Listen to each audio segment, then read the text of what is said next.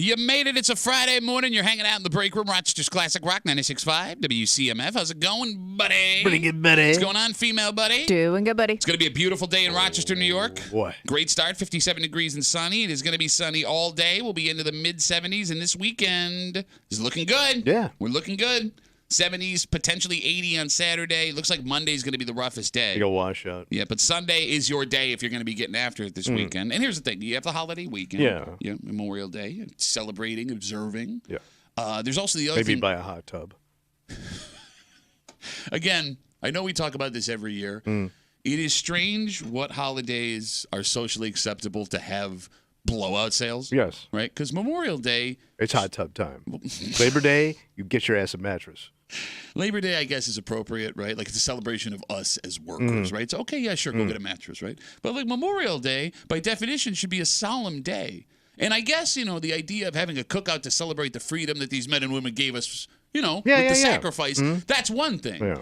To be like, hey, man, thanks for your sacrifice. How about a hot tub? Come get your mattress. Exactly.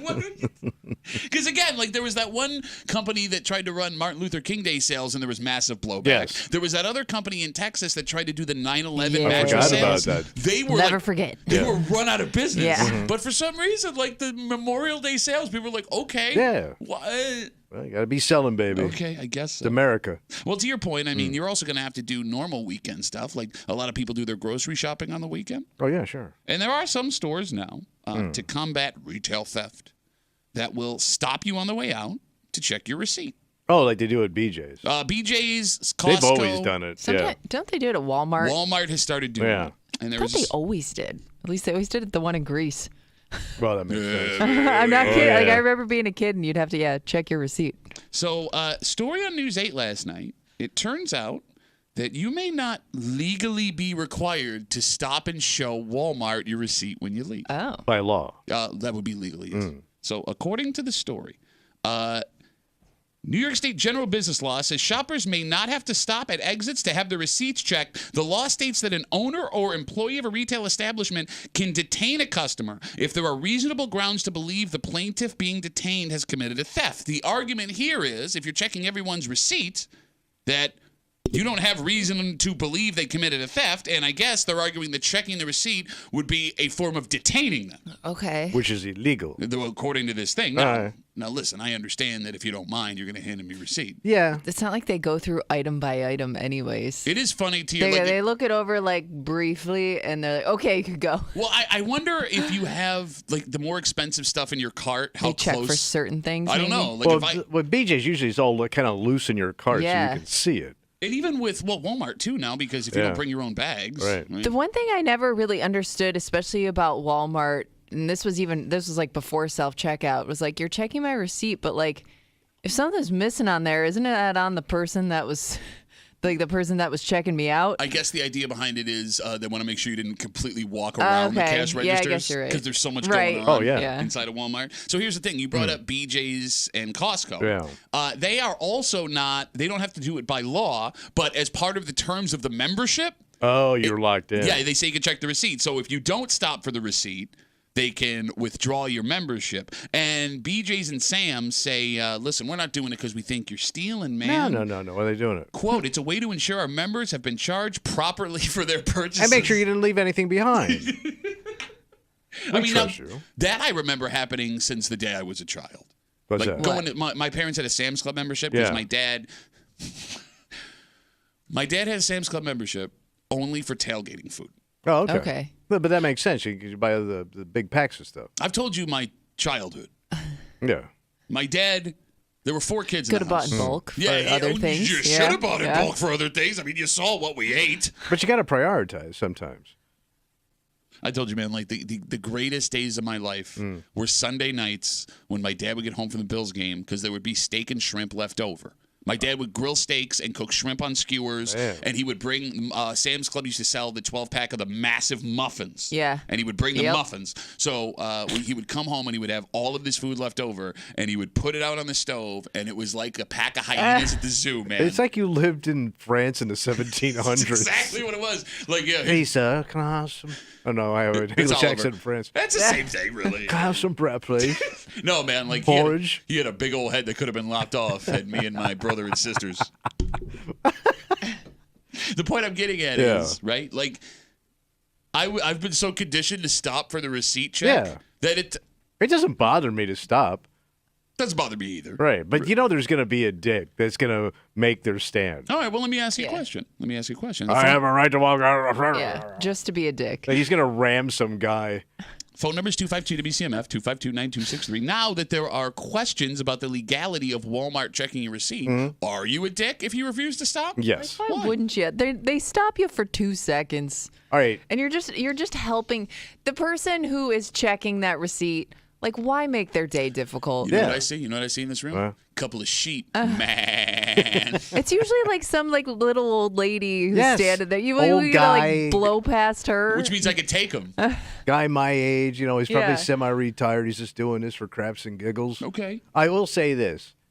It may not be a dick move in theory, but only dicks are going to do it. Mm-hmm. And I could see one of my brothers, my older brother, who's been South Florida since 1968, baby, and proud of it. And he's a gun tote. They're both armed when they shop. Well, why wouldn't you be? I could see him like, I have a rub on American, even though I didn't serve in Vietnam because I had a trick knee, wink, wink. You can't stop me. I could see it. Well, but I mean, here's the thing, man. Like, if you've been to a Walmart during, like, peak times. Oh, it's slammed. And like, having to wait in that line for, like, the receipt check if they decide. Because there are some times usually where they decide usually they have, like, 2 people doing it. No, you do. When's the last time you shopped at a Walmart? Well, I'm talking BJ's. Yeah. No, I go to Walmart. When's the last time I get my drawers. When's the last time you shopped at Walmart? When I needed drawers. Well, how long ago was that? Well, the way things are going, probably tonight. I bet you last year. Okay.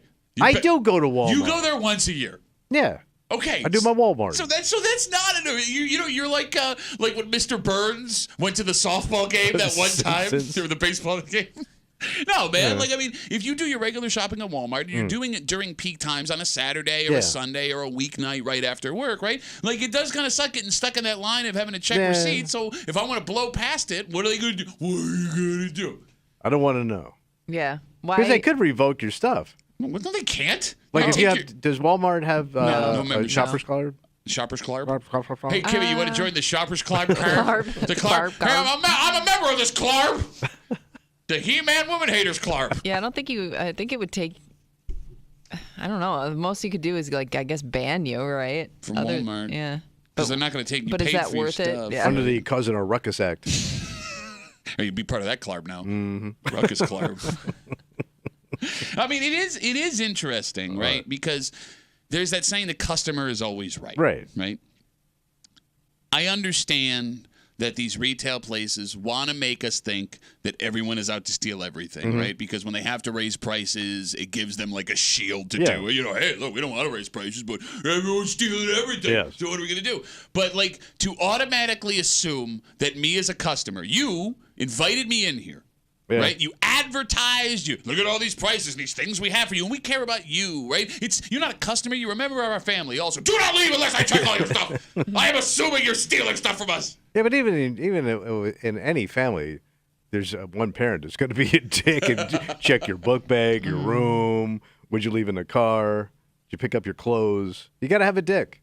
It is funny, right? Like, that's kind of changed over the last 20, 30 years. The coldness of shopping? Yeah, I think so. Yeah. I mean, like, you know, like it's not out of the question now to see like an asset protection person like standing near the front of the store, like eyeing you as you walk by. I don't know. Like, that's always bothered me. Like, why are you assuming I'm a criminal? Yeah, but it's kind of like sometimes they're right. I mean, we are pieces of crap. Oh, so you've been stealing from Wegmans? No. Okay, so they're not right about you. But I am surprised, like, people eating out of the bulk. Eating the grapes. See, but that's not what they're looking for. No, but like, if they were looking for people eating the grapes, they would grab that old Italian lady and they throw it to the ground. But that's where it starts. That's where it starts. That's where it starts. Wait, you think the same person that's taking that extra, like, little taste of candy or whatever it is, you think that's the person that's also swiping stuff from the No. store? I think people see that, and the next person They're escalates. inspired. And next thing you know, they're cleaning out the shelves like it's, Katrina. Okay. So you're willing to make the argument that someone who sees an old Italian lady trying a grape to make sure that they're okay is then going to look at that and go, oh, I could shoplift $250 worth of Take your meat. thieving hands back to Palermo. We don't do that in this country. That is the stupidest argument I've ever I heard. think it's monkey see, monkey doing, and it escalates. Okay. 252 WCMF. Again, this conversation started, story on News 8 last night. If you go to a place like Walmart, they will check your receipt on the way out the door, right? Yeah. Okay. Turns out that may not be legal. According to state law, shoppers may not, have to stop at exits to have their receipt checked. The law states that an owner or employee of a retail establishment can detain a customer if there is reasonable grounds to believe that the plaintiff committed a theft. If you're checking everybody, that's not reasonable, and they're arguing that the receipt checking is a form of detainment. Therefore, if illegal detainment. The argument is if I don't wanna, I don't have to. Now, by the way, there's still an argument as to whether or not this is actually a thing. Okay. So don't go do it and be like, I heard on the break room this is not legally. We may be wrong. I'm just going based on the story. But again, they argue that unless a store suspects a person has committed a crime, they cannot legally force a person to exit the store and present a receipt. Again, Costco, BJ's, places like that, they can do it because it's a private membership place. They don't You have to signed on the line. Exactly. So they can revoke your membership and you're not allowed back here anymore. Because it's weird. They don't do it at Lowe's. They don't do it at Home Depot. And it's higher end stuff, And right? it's, Yeah, I know. super expensive if you're in there shopping. And they have self-checkout. They have people there, but you just walk out. It is funny though too because like there's this catch-22 with these businesses, corporations at least, like right.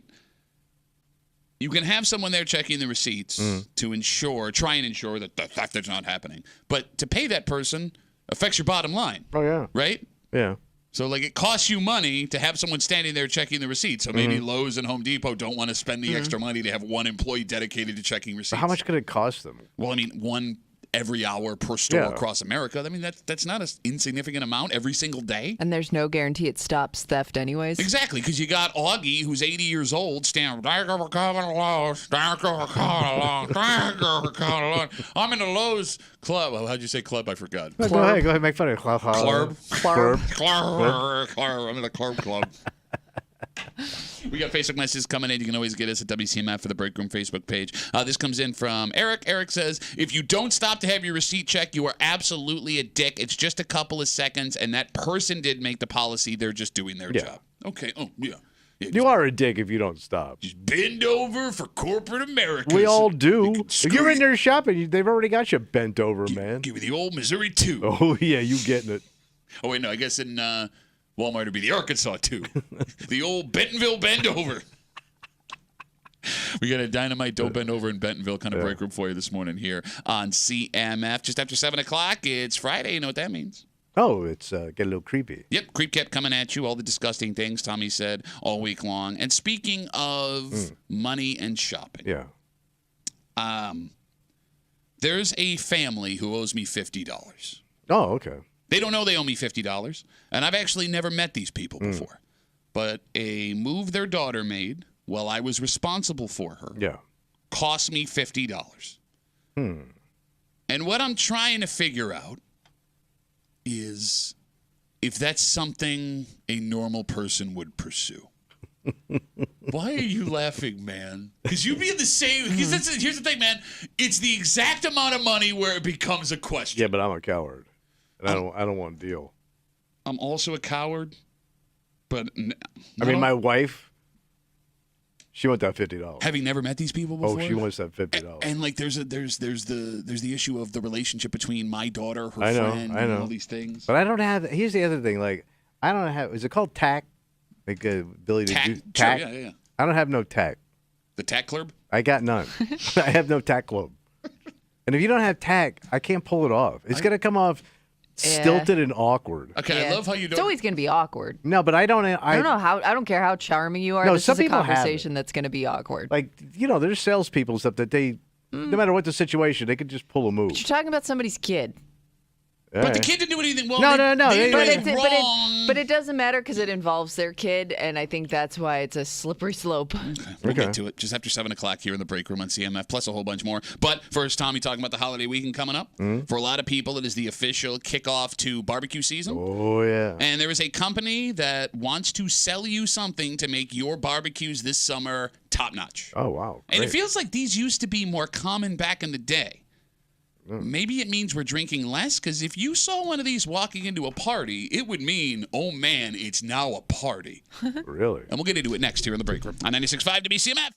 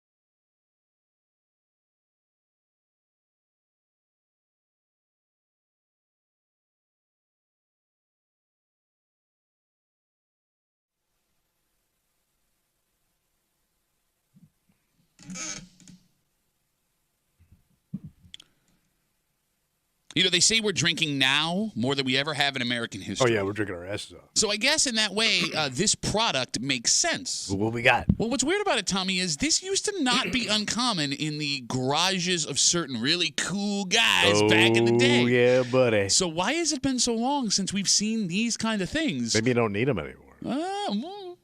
Maybe the drinking has changed. You're hanging out in the break room. Rochester's Classic Rock 96.5. WCMF just after 6:45 this morning. A Rochester piece of history was taken down for a little while yesterday. And it's a piece of history that you did not know existed, I didn't know existed, Kimmy didn't know existed. But it's a piece of history. Oh, it is absolutely a piece of history. And the thing is, it's going to go back up, according to the story that we saw, when in reality, there is absolutely no reason to do that. We'll explain everything just after 6:45 here in the break room on CMF. So with Memorial Day this weekend, for a lot of people, it's the official beginning of barbecue season. Oh, yeah. And there are certain things you need for barbecuing. Yeah. You need a grill, right? You need a place to hang out. Yeah. And you need a place to grab drinks. Oh, yeah. You can go the cooler route, or you can do something much cooler than a cooler. What's cooler than a cooler? Miller Lite wants to sell you what they're calling their big green keg for backyard cookouts. Keggers. It looks like the big green egg, the smoker charcoal thing. But That's the play. Well, the Coors I Party was like, Bowl. white, yeah. yes, well, so I put a pin in that. Yeah. Yes, it's a keg. It's going to be on sale at some point over the next few days, and it'll run you a cool $350. Wait. It looks like a kegerator, I guess. Yeah. $350. I mean, the thing does look awesome. So it's got a tap, and then so it's basically a fridge where the keg goes inside with a tap. I don't know if it keeps it cool, but it's got the tap. So I was the going keg to goes ask, like, is it inside. reusable? Yes, You know what I mean? yeah. Okay. It looks like you put the keg inside it. I don't know if it keeps it cool, So but it's kegerator. got the Miller Lite tap. Gotcha. Yes, Kegerator. So it looks exactly what you said. It looks like an old beer ball. So I can remember back when I was a kid, you would know the size of the party on how many kegs were at the party. If it was a 3-kegger, that was a hell of a party. Okay, so having kegs for a party is one thing, right? But that kind of went away. I'm not even talking about the party. Kimmy, do you know what a beer ball is? I don't think I do. You want to explain to Kimmy what a So beer ball Coors is? came out with the party ball. Yeah. It was a one and done keg, and it was a ball. It was glass. It was kind of like plastic, right? Yeah, 'cause you can see the Plastic. beer on the And you inside. could tap. It came with a tap. Yeah, I have no idea what this is, though. And I think it was just disposable, or you could get your deposit back, or you just threw the damn thing out. I don't remember because People used to put them in pools. Because other companies started making them too. The party ball. Yeah, you could go to one of those drive-through beverage places Right. and get yourself a beer ball. Heineken used to make those mini kegs. Yep. So what was so you had the standard keg. How much was in the beer ball? Less, more? Yeah, it was Oh, less, yeah. much Okay. less. Because Yeah. you could buy kegs. You could buy a half keg or a full keg. Right. So here's the thing. I distinctly remember when I was a kid Yeah. that somebody in the neighborhood at all times either had a keg or a beer ball in their garage. Oh, yeah. Like, it wasn't just for a party. And if someone was having a barbecue, there would absolutely be either a keg or a beer ball. If you had a transplanted Canadian neighbor, he had a keg. At some point between, 1995 and now, we got away from the keg always in the garage, the beer ball always in the garage, one of those two things at a barbecue. Yeah, kegs kind of became more associated, I feel like, with massive parties. Exactly. Than just your standard, neighborhood get together. Why did that happen? 252 Convenience, WCMF. probably. I Okay. mean, because you had to go fill it. I mean, it was like planning ahead to go use that keg. But if you had a keg party now, and let's say I was inviting your family over, your old man. I mean, your beer tastes have changed. Yeah. You could tap a bud, a keg of Bud, and everybody was fine with that. But now, if everybody's drinking all kinds of things, if you're somebody that loves Three Heads, I don't know if those kegs work anymore. So I can imagine what a keg of craft beer. Hey, I got a craft beer keg. It costs $72,000. I mean, I wonder if Three Heads. I don't even know if Three Heads would sell you a keg. I don't know. How I that works. don't know Well, either. I I think don't know if if you could you- afford it. I think if you go to, the places that'll fill it up for you could pick different kinds of beer to put in it. But I'm talking like a legitimate keg. Yeah. Nobody a full owns keg. their own keg. I mean, you buy the keg, you put No, the I know. deposit down. I'm saying if you went to fill it up somewhere, okay. I think you can fill it up with whatever beer you want, whether it's, Three Heads or whatever, craft stuff you like. 252 WCMF. That's a really interesting theory because you're right. Around the mid-'90s, we did start to change how we were drinking, Yeah, right? yeah. Beer taste changed. And I also think like they were also a pain in the ass.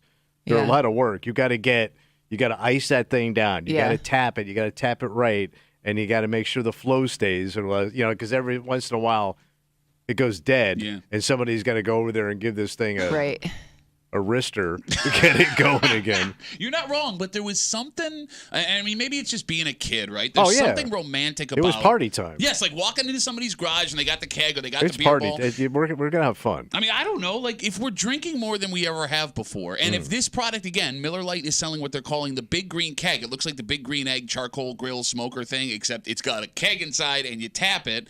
Are we going back that route? Is like just the aesthetic of seeing that keg cool enough to have in the backyard? Sure. But then you got to get your boom box. You got to do it right. You got to have a real party. I mean, like guys. I mean, I say guys. People are doing like the indoor bars again. It's becoming very popular. Yeah. And you've also seen like the awning bars outside. Yeah, the outdoor right? bars, the tiki bars. I mean, are those coming back? Because if you have a tap line, you have to have stuff like that. Ooh, tap line. Right? Yeah. No, because I mean, you know what I'm talking about. Like there are people now who have those. You got 3 or 4 taps in your backyard. Those taps are coming off at kegs. So do you have 3 or 4 kegs at all times? I don't know how much beer do you drink? I don't know. Because that's a bar. And like how long? Like a legit bar. Like you could have you could serve people like that. We talked about that guy downtown a couple weeks back. Yeah. That basically had a nightclub in his house. The garage. Yeah. 252 WCMF 252-9263. We're talking beer balls, buddy. Oh yeah, here they come. Patrick's on CMF. Hey Patrick, how are you, buddy? Pat, you there? I can't hear you, but you're yep. Hello? Here, let's put Patrick back on hold for 1 second. Was that Patty Balls? Patty Balls? Damn it, I hate this stupid phone. I'm going to hold on. Here we go. Let's see if we can figure out what's going on with Patrick's phone there. All right, if the keg's coming back to life again, and you walked into a party, a barbecue, and saw a keg, are you excited or are you alarmed? I'm not alarmed. I mean, know? it's to me. I mean, that's like going back to the day. Okay, but I'm not even a beer. I'm not a big beer drinker, but I'm having a beer. If there's a cold keg there, yeah, I gotta have one. But like the keg now says something about the party you're going to be at. Because if I remember correctly, a keg holds 165 beers. Or you're Irish. I mean, That's that's Irish math. I'm not going to debate you. Could you Google that? All right, thank you. I appreciate it. So let's say you have something at your house, Tommy, that has 20 people, which is a huge party. Yeah. That's still 8 beers a person to kick that keg. It depends who's coming over. 8 beers a person? I got your daddy coming, your drunk ass. Yeah. Maybe a couple of Amerks from the 96 season. I mean, Bro, if I ever go to your house for a cookout and drink 8 beers, never let me come back over to your house bro, again. I got relatives that come by that can slam some booze. How many beers in a keg? Most people estimate that a full-size keg will yield around 150 12-ounce pours due to foam and other losses. Okay. So All right. it says it should be 165. I But couldn't pass math. I couldn't graduate. I barely graduated high school. I'm 37 years old, and I could tell you, after not doing this for 25 years, that there's 165 beers in a keg. But so let's say you have a party. You got a little left over for Sunday. If you have a party that's Saturday. usually what happens. Yeah, it's like a 2-day thing because you got to come finish it now. Can't Yeah. let it sit. Can't let that go to waste. Yeah, I forgot about those. Come over, let's kick the keg. But then if I drank all those beers the day before, I'm going to come back over and do it all again? Or you Hair just the wake dog. up and drink it yourself. Like, I would feel, if I walked into a party now, as romantic, the beer ball would get me excited because the beer ball, could you see if they still have beer balls, Kimmy? Because now that we're having this discussion, I think I want to get a beer ball, right? The beer ball's fun. The keg tells me this party's either going to get out of control or the person who ordered this keg doesn't know what they're doing. Yeah, either way. But that's still going to get out of control. We got Facebook messages coming in. You can always get us at WCMF for the Break Room Facebook page. Don writes us on Facebook. I always had a beer ball at my parents' house at all times. As soon as the beer ball was gone, we went and got another beer ball. It's just how you drank back in the day. Also had to keep the big tub with ice always cold so the beer ball didn't get warm. Ball on, man. Balls up. So the last 2 companies that did beer balls standing were Budweiser and Coors. They discontinued them in 2011. Damn. And Coors invented the damn thing. Damn. Yep. They had to carry it over the Rockies. It was a big to-do. On Long horseback. Long way to go. Short time to get there. Beer ball coming Says right people into also your called them party balls, Oh, which yeah. I just feel like is a weird name. You bring in your party balls? Yeah. Yeah, bring Always, that buddy. party ball over. The other funny thing, I don't know if, because you're used to what you grew up with, Yeah. right? My dad owned a tap. Did every man So you had own the beer miser? well, whatever it was that you stuck into the into the 'Cause keg that or the was beer the- bowl? Oh That wait, was he always had he had his own tap. Yeah. Well, I think the Gotcha. tap was like the more expensive thing to rent if you were getting a keg. So I can understand why you just go buy one. So did every house have a keg or a keg tap back in And the day? I always just got the tap with the keg. Okay, so my dad was a massive alcoholic? Well, he knew what he was doing. No, I even remember in the basement on the shelf where the keg tap Damn. lived. It was there the whole time. Don't Kinda touch the keg nice. tap. It looked like something you wanted to play with, right? Yeah.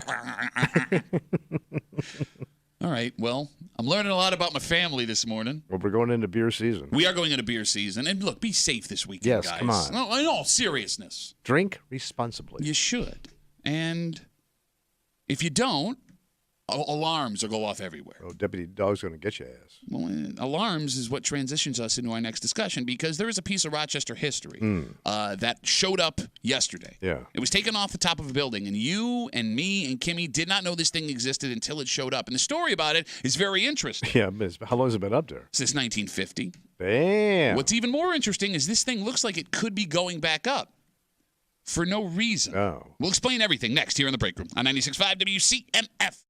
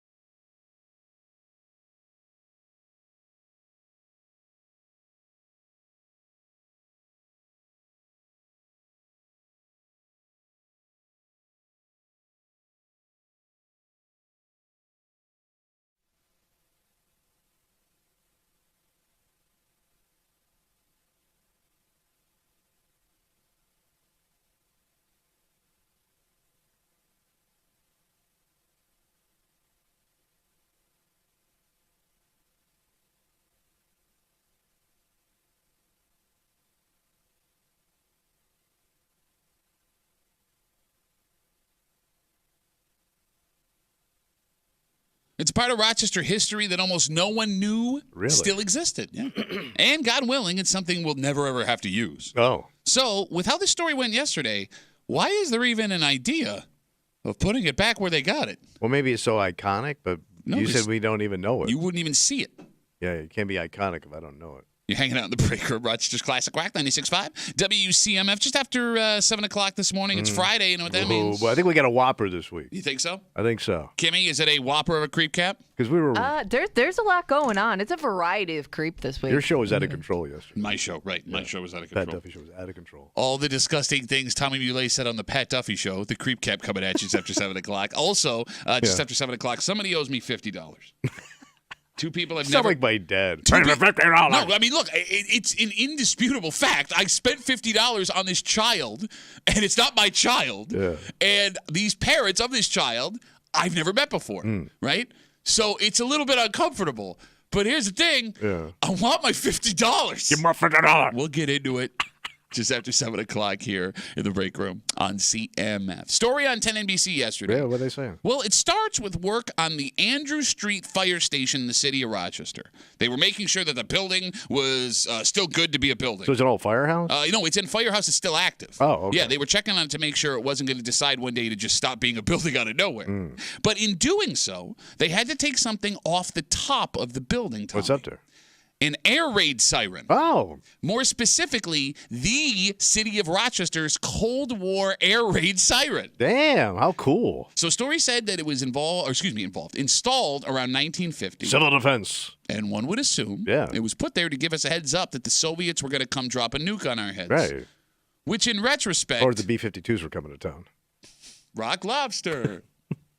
It is funny how they had the air raid sirens to warn us of a nuclear attack. Yes. There was a siren to let you know it was too late.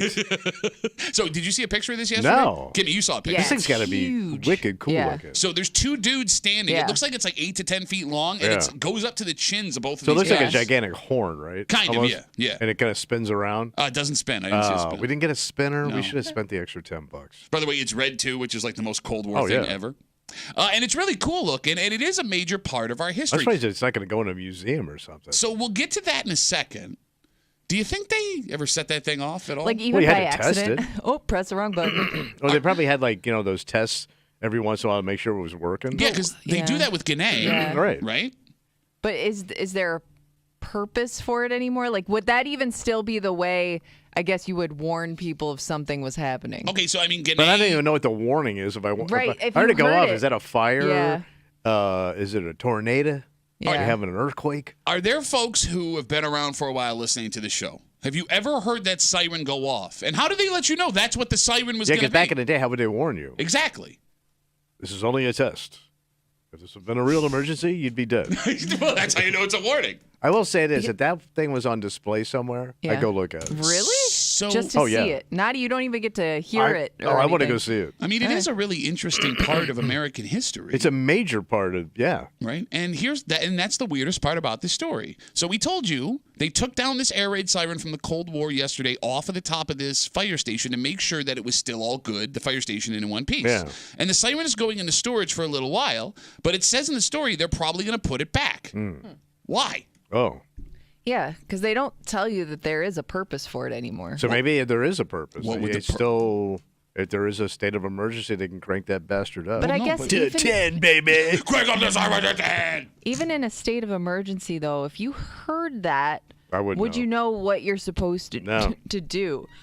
Duck and cover? Or even if would you know there's an emergency at all? Get in my air raid shelter. Well, I mean, look, you can make an argument it's part of history and it should be back where it was because it's historical, and I'll listen to that argument. But no one knew about it because it was up on the top of a roof of a fire station. Right. And to your point, you made a second ago, there are other places you can put it where it would be more prominent, where you could go see it, and it would be a reminder of a very strange time in American history. Because to me, you don't need it. I mean, everybody gets alerts on their phones now. Sure. So why would you need a siren? The phone alert will tell you what you actually is about to hit your ass. Specifically is coming, or what you're supposed to be looking out for. Right. You get all sorts of alerts, weather, you get missing people alerts, stuff like that. I know you guys don't want to hear me when I say this, but it's true. There is still a significant more than you think amount of people that don't Well, just have put cell it by phones. their, put it on top of their house. The one dick that doesn't have a phone. But even if they didn't have a phone, Run, get up, run, get up, run, even if they, run.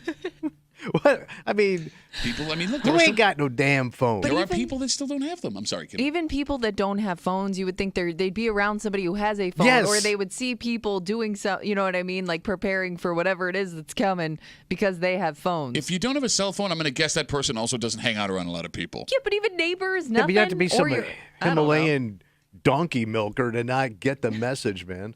Himalayan donkey milker sounds like what, like a minor league team in like North Wouldn't that be Carolina great? would change for a day, right? Come How on about out. that? How about that logo? I'd buy that hat. Yeah. 252 WCMF 252-9263. Story yesterday talking about as they were checking the Andrew Street firehouse to make sure it was still, functional as a building. To do so, they had to take down Rochester's Cold War air raid siren. Story said it was installed around 1950, and it was to let us know that the Soviets were coming. Right. So they took it down. They're going to put it back up, it says. They look like in the story, but what's the need to do it? Unless there is a legitimate need for it that they're not telling us about, which But that they would should be tell alarming, us. right? What's the secret? Well, yeah, because, I mean, the siren, Yes. the secret's out if the Right. siren happens.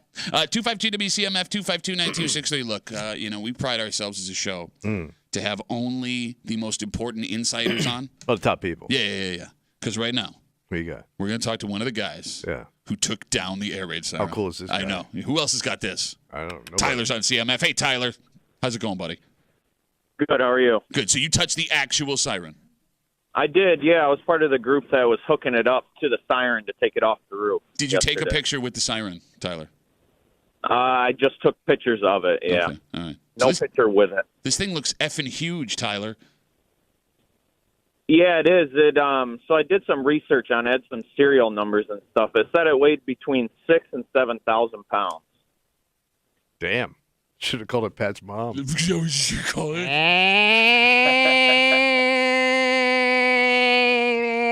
So I don't know if you guys know anything about like decibels and stuff. Oh, like yeah, that, yeah. but Big it said decimal it could guys in the reach- show. It said it could reach up to 200 decibels. Oh, that's definitely breaking your mom's old record. Shut On up. Saturday night. So how far would that go, Tyler? Like, how far was that siren All able the to reach? way I to, honestly, I have no Dansville. idea. The research that I did, it said 200 decibels is like 1,000 times louder than a jet engine. Oh, God. 1,000 times louder. All right, Tyler, now I feel like you're making stuff You're up, gonna buddy. be blowing out windows. No, go ahead, look it up. No, I'm You not can- going to. I'm going to call you a liar. I'm not going to look it up. That's what I'm going to do. Okay, that's fine. I'll take that. So, Tyler, are they going to put it back? I mean, you're probably going to be part of the crew that puts it back, right? I would assume so. Yeah, I mean, it's so old and rusted out. I think it's probably they want to soak money into it to like restore it and everything. I think once the city of Rochester realizes how much it costs, it probably won't. It'll They probably gotta put just that sit thing and on rot in a display. warehouse. All right. Well, Tyler, thanks for the call, but I appreciate it. Where could it be on display where you go see it? You can put it at the 5. You can't tell me at that big ass field they don't have a spot for that thing. Well, but I would go maybe- to the 5 to Yeah, look at that nothing thing. says good vibes and fun. Like, remember when we almost all died in a nuclear holocaust? It would be ironically funny. I don't think you know what ironic means. I'm pretty sure I don't. Yeah, I could see it like on display with like a flower bed around it. You know Yeah. what I mean? Oh, I get what you're Yeah, saying. Put like it up yeah, on more like Charlotte. a more as more of like a decorative thing. I would drive to Charlotte to see that. No, you wouldn't. Yes, I would. No, you would not drive to I would Charlotte think to see about that. it. Okay, there you go. I would have all good intentions to go. 252 WCMF 252-9263. So now we're getting siren facts, buddy. Mike's Siren boy. Mike's on CMF. Hey, Mikey, how are you, bud? Morning. So that siren was actually built by the Chrysler Corporation, believe it or not. And you know what's really cool about it? It's literally got a Hemi in it. Wait, seriously? Engine, yes, the engine that powers it. I think it's a 331 cubic inch Chrysler V8 Hemi, baby. All right, well, Got a Mike, freaking Hemi. let me ask you this question. How do you know so much about the siren, buddy? I'm a way back volunteer firefighter, and got a lot of friends that are in the city fire department. And yeah, she's got a Hemi in it. Could be that. Could be a Russian spy. Yeah, true. All of a sudden, what happened, Mike? What happened? You were talking fine, then all of a sudden the Russian spy thing came up. Stop talking. I would like to go see a Hemi You too. just blew my cover, man. If I could go see a horn and a Hemi in the same day, that's money well spent. You betcha. Hey, I Mike. got a real quick Sure, go ahead. thing about your dad with a tap. Okay, I remember when I worked at Wegmans, you had to rent the tap, $45. You know what happened? Your dad just never returned. Yeah, you're That right. 100% happened. You're right. You know what happened? Guarded the tap. The tap alarm went off. It's got a Hemi in it. Mikey, thanks for my tap. Thanks, buddy. Have a good rest of the day. Would a Hemi from the 1950s be valuable? It's got to be just. It's probably. got to be rusty engine. If the horn's rusted, the engine's got to be I crap. don't know what's inside it, though. I don't know how this stuff works. I mean, there's probably guys here that have like classic cars with that engine in it. From the 1950s? Yeah, well, think of all those guys that have all those old hot rods. No, but I mean, is it the same engine? Don't you have to rebuild those things after a while? I don't know how this stuff works, man. No idea. Maybe it's not original parts, but close enough. So, like, I'm sorry, go ahead. It's just interesting to me, like these weird facts that guys know about, because like I can understand like being a car guy, being like a motorcycle guy, Yeah. being just like an engine guy, but like a boat guy. I've never heard of horn guy. Horn facts. Never heard that before. There's some horn boys out there. A couple of hornies. Yeah. A couple of Siren Sids. Shut up. 252 WCMF talking about this Cold War. Now you got me. I can't even think of what the name is because you call it a Siren Sid. It's a. See, you can't either because we've been using stupid nicknames. It's an alarm. Siren. Thank Siren, you. siren. Cold Siren. War Siren. That they took off the top of this firehouse in the city of Rochester yesterday. It was Rochester's Cold War siren. Do you think there were more of these around the greater Rochester area? I bet you, because we were a target in the 50s because of Kodak, right? Yep. And all the industry we had here. And I mean, you would imagine like that one siren on that firehouse, it's not going to reach every suburb. No, so it had to be all over. And Kodak and Xerox had stuff in Greece. They had stuff in Webster. Kodak might have had one on the plant site, right? Just to let the workers. They had like 60,000 people there. Yeah, but do you want to let the workers know? Because Put down all that stuff you're stealing and go home. The Russians are coming. Grab all the pens and paper you can and all the staples. Leave immediately. Your jobs will be fine in 10 years. So Jump in your big Chryslers and go home. It's got a Hemi in it. it says, according to Google, we only have 2. It says 1 standing, the other status is unknown. Oh. So is this the standing one or the unknown I don't one? know. Oh. 252 WCMF. We're getting all. I mean, look, if there's one man that's got horn facts, Oh, yeah. it would be a man with the horn voice. Oh. Ben's on CMF. Hey, Ben, how are you, buddy? Pretty good. How you guys doing? Good. What do you Good to got? hear from you. So Mike was close to what was in that thing. It was actually Tommy's mom in there, and when they get the notification for an air raid coming in, the firefighters would go up there and start banging his mom, and that's actually how the warning went out. Not bad, Ben. It was so bad. It was good. It took him a little while to get there, but he got there. You did it. Of all the most inefficient ways to warn people of a Soviet. Well, you know what's weird? But no, Ben would know about this stuff because he comes from a long generation of warners. Because before they invented the technology for the air raid siren, Oh, yeah, they had to do it, old school. Ben's great grandfather would go on top of the Steamship firehouse. that he built? Yeah, he would. And remember what they would? You remember what he Steamboat Ben.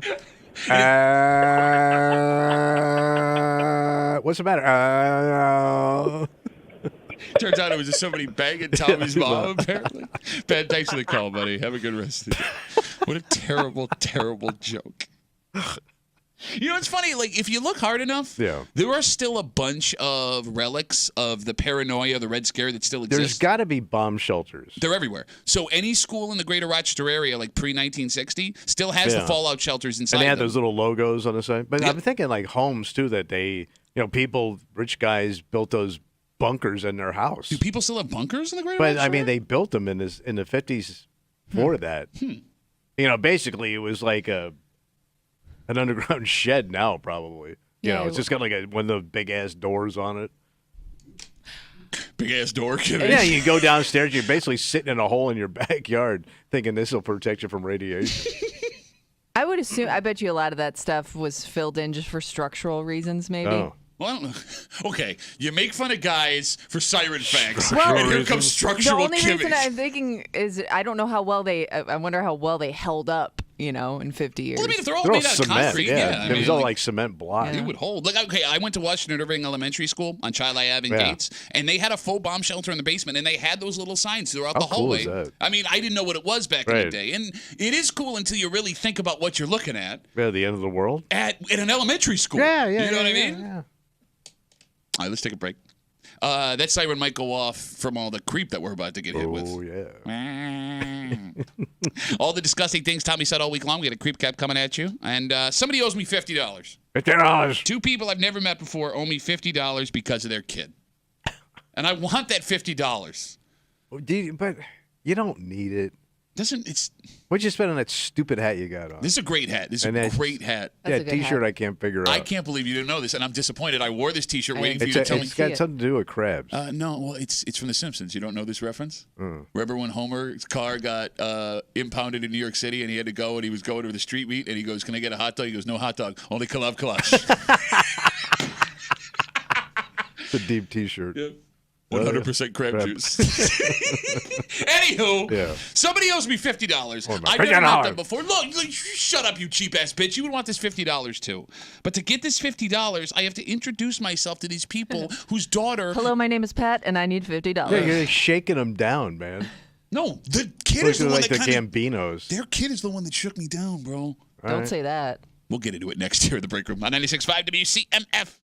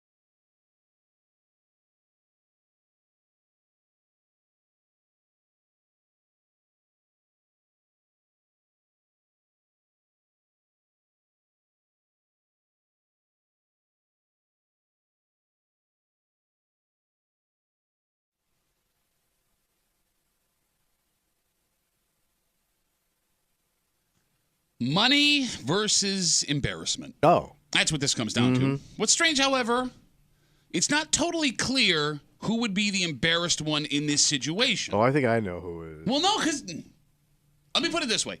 If this happened with my kid to someone else, I would want to know so I could make them whole again. Okay. So in not saying anything, I might be... You would want the heads up. Yes, and I might be hurting them if I wasn't saying something. Right. I want my $50. Sir Chinsalot is at the door. On my $50. You're hanging out in the break room. Rochester's Classic Rock, 96.5. WCMF. We'll get to that in just a sec, but it is Friday. Oh, yeah, buddy. Tommy's predicting a very disgusting, loaded creep cap this morning. I'm guessing. Yeah? I thought we were on a pretty creepy roll. It did get creepy, really creepy yesterday towards the end of the show. Yeah. Loaded up towards the end there. All the disgusting things Tommy said all week long. Sit back and enjoy a predicted loaded creep cap here in the break room on CMF. Yeah. Oh, man. All right. God. All right. How hard? Okay. All right. I love it. Came. This sounds like how every porn begins. Hey, darling, want to make a few extra dollars on the side? Come on, get in the trolley. Let's talk. God, Maldon can't sing this song. It ain't radio friendly. Can't do me wrong. wrong. Unless you're with Pat's mom. What the hell, man?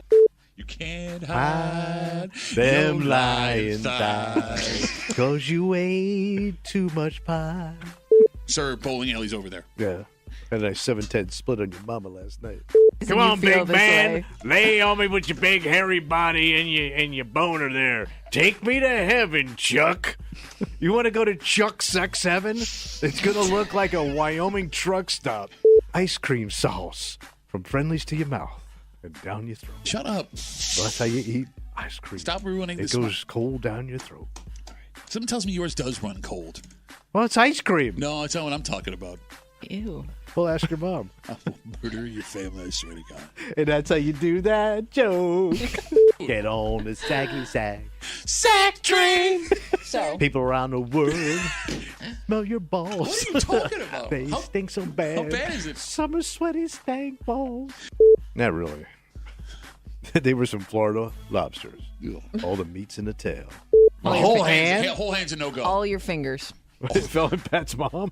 And sing that, sex, but I can get back. Please buy man What, did all every of the night. teeth Take fall me out of to her heaven. mouth? I What can are you touch God's doing? face with my naked body. Is it the night? Bulging trousers. Fat's We on all the have lid. to look away. Imagine that between your legs. I was, Here oh, comes- come on! Here comes your play your way, baby. You look Patty, right lick there. him up. Patty gonna lick it all up. I'm gonna lick that lid, baby. Get all that protein We off can't your come back legs. from this. It's so good to be a creep. There it is. The creep cap on CMF.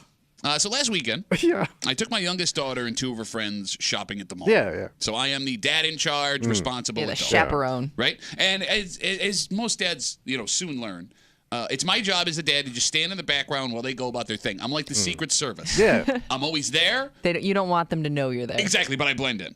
So the girls, they're at this store, one of these teen clothing stores, and they're all going to buy matching sweatshirts. All right. So they're checking out, and they all have their own money. And my daughter goes up, and she pays for her sweatshirt. And the next girl goes up, and she pays for her sweatshirt. And the third girl goes up, and she tries to pay with her Apple Pay. You know, with the phone? Yeah. But she's touching it on the register, and it's not working. It keeps getting declined.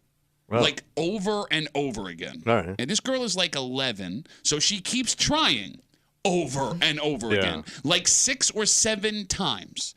And there's some teenage kid behind the register that is not going to tell her, hey, honey, this isn't working. You have to get out of line. So while this is happening, people start lining up behind them, to check out at the store. And the line is getting long. And I start seeing all of these Karens making faces. Shuffling around, getting impatient. And I can tell they're all ready to say something to this little girl who I am responsible for. All right. So what do you do? Well, the only reasonable thing you can do. I jumped in, and I take out my card, and I paid for the hoodie. Nice. $50.39. Not that anybody's counting. And this girl was very sweet. She Yeah. was super thankful. And then we left the Yeah, store. you saved the day. Yeah. And that was the end of that. Yeah. They went back to running around, and I was stuck with a bill for a sweatshirt that I was not in possession of. Okay. So, how do I get this $50 back from the kids' parents? You don't. Too late. You've waited too long. Yeah, when did this happen? Last weekend. Yeah. So a weekend has passed. It'll be a week tomorrow. It's been a week. Why don't you just eat the 50? I don't Does it know, all honey. come out? I'd rather eat the 50 than have this conversation. You know, it's really easy to say eat the 50 when it's not your 50. And here's Yeah. the thing: if they find out, let's say they found out you dropped that 50 on their kid and you didn't say anything, that makes you look like a class act. Yeah, but they're never going to find out because if the kid has okay, here was my thing. Well, they may find out because they may put two and two together that she's got this shirt and it's not showing up on the phone. If it hasn't yet, On the Apple Pay. If it hasn't shown Yeah. up yet, it Yeah. comes instantly. It shows up Yeah. instantly. It's Maybe not they like don't. Maybe they don't check it. Oh, the once a week right after she paid for it. Yes.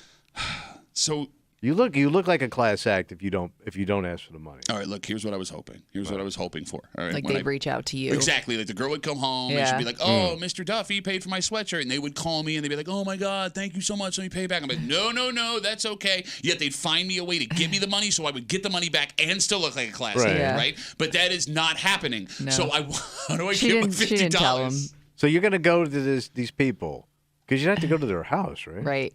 Well, there's actually a bigger problem than just that. Right. I've never actually met these parents. Right.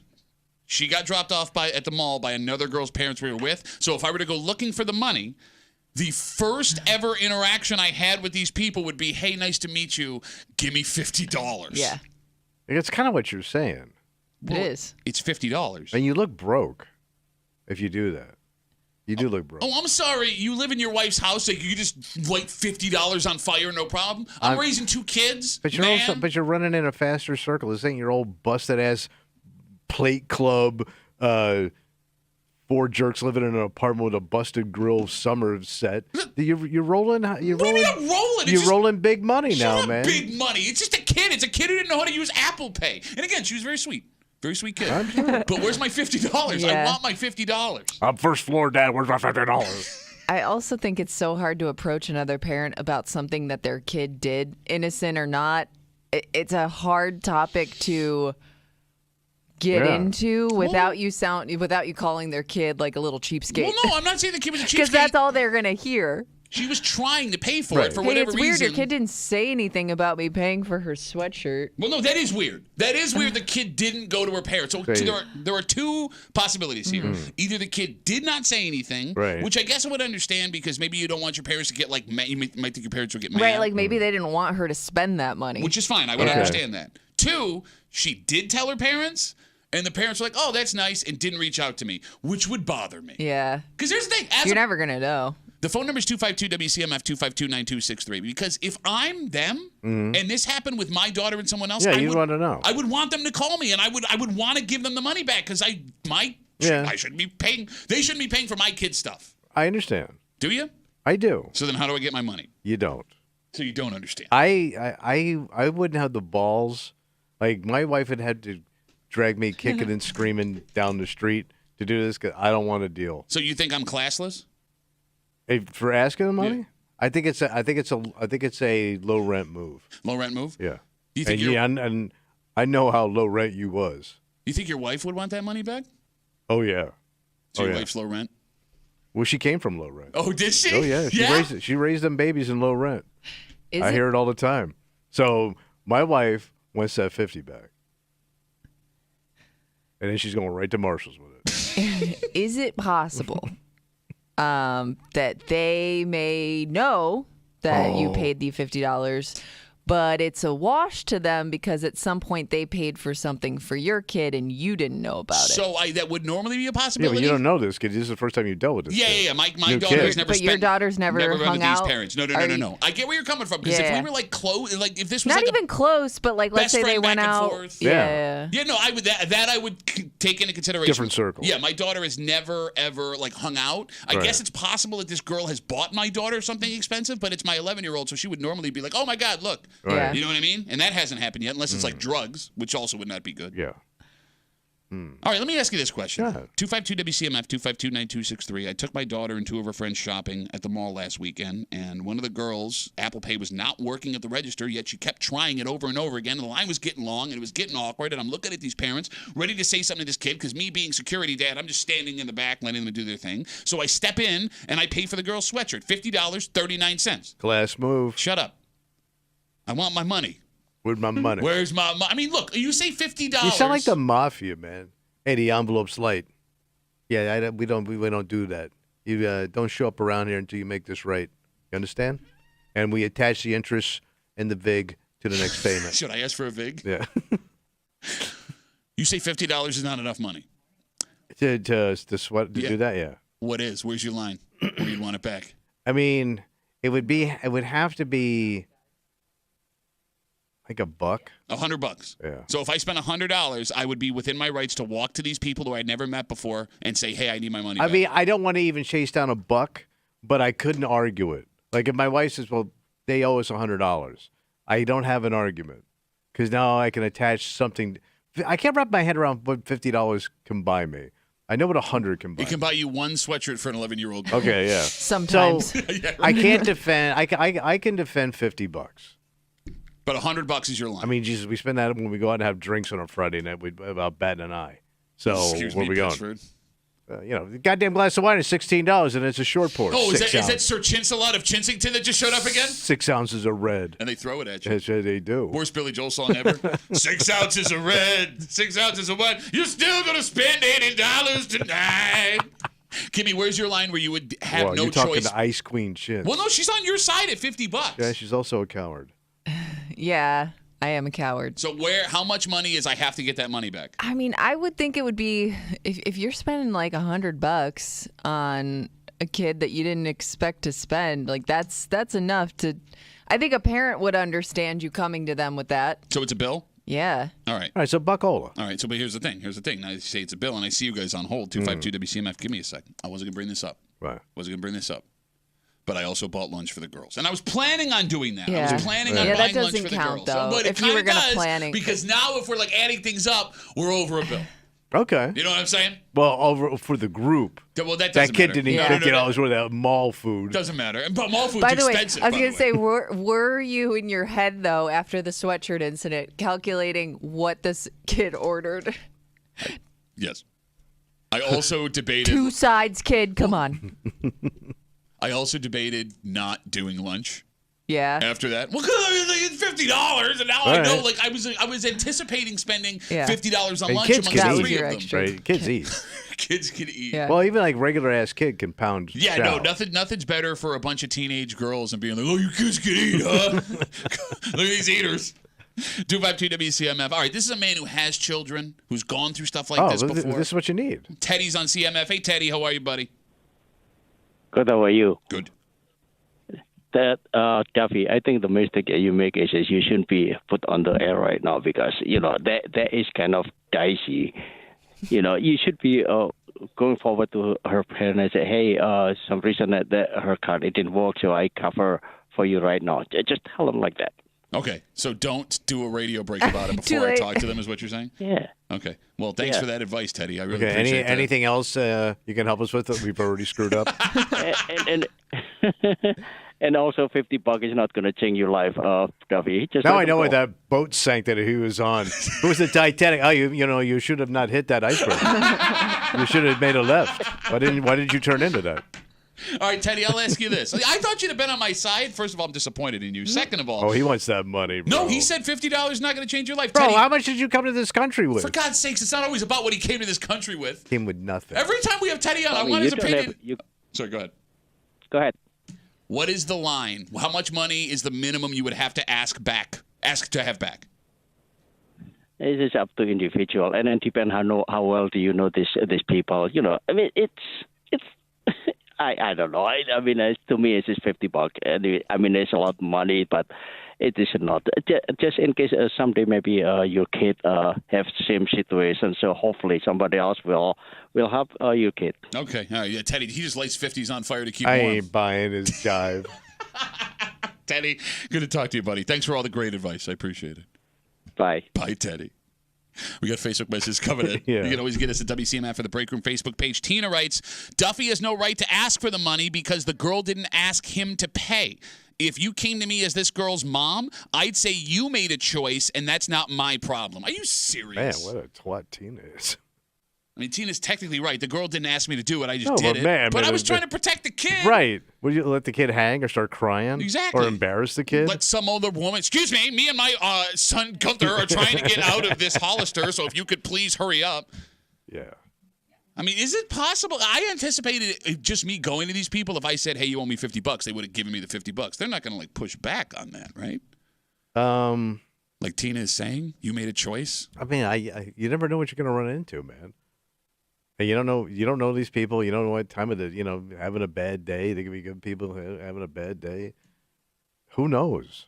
That's why I don't want to do it. What if you walk in and their entire living room is just sweatshirts with price tags still on them? Like they've been running this scam on every parent. What if they're rich and they say, nah, come on. You really drove all the way. Like they shame you into coming over and asking for the money. And you know what? That's what's funny about that. Yeah. Is if like, I don't know what the economic situation with these people are, right? I've never met them before, right? Folks that are middle class to lower class would insist on giving you that money. Oh, yeah. Whereas the folks that are upper class, you're right, that have the money, be like, what? It's just $50. Yeah. They stiff. It's the most messed up thing ever. It doesn't make any sense. Rich people stiff. 252 WCMF again. I bought a sweatshirt for a friend of my daughter's when I took her and her friends to the mall last weekend. Her Apple Pay wasn't working. It just kept getting declined, and no one was telling her that it wasn't going to work, and people behind her were getting impatient, and something was going to happen. So I just stepped in with my card, boop, paid for the sweatshirt. I anticipated the kid being like, oh, Mr. Duffy paid for this sweatshirt, and I'd get a call from these parents who I'd never met before being like, oh, hey, we owe you $50, but now it's been almost a week, and that hasn't happened, and it's $50 is $50. Yes. Let's talk to Jonathan. Hey, Jonathan, you're on CMF. What's up, buddy? So my daughter's on a soccer team. They went to one of the mothers took a couple girls to Dairy Queen because they're supposed to get a free cone of ice cream if they wear their uniform. Nice. So after my daughter came back, I said, "Oh, what kind of what did they give you? Like just like a one scoop or a little sundae cup?" She says, "I don't know. I got like 3 scoops and this and the topping and da da da." And I said, "Was that free?" She's like, "I don't know." And I'm like, "Well, did somebody pay for something?" She's like, "I don't know." And so now, I mean, it's like probably $5-6 tops. But I feel like I've got to reach out to pay off this ice cream cone. So I don't think you should feel bad about asking for the 50. Okay, see, no, but Jonathan, see, I work with... That's a tough one, too, because you don't even know how much you could potentially owe. Yeah, that's the... Okay, so two things here. First of all, Jonathan, thank you for being an actual parent and explaining to these two people without kids.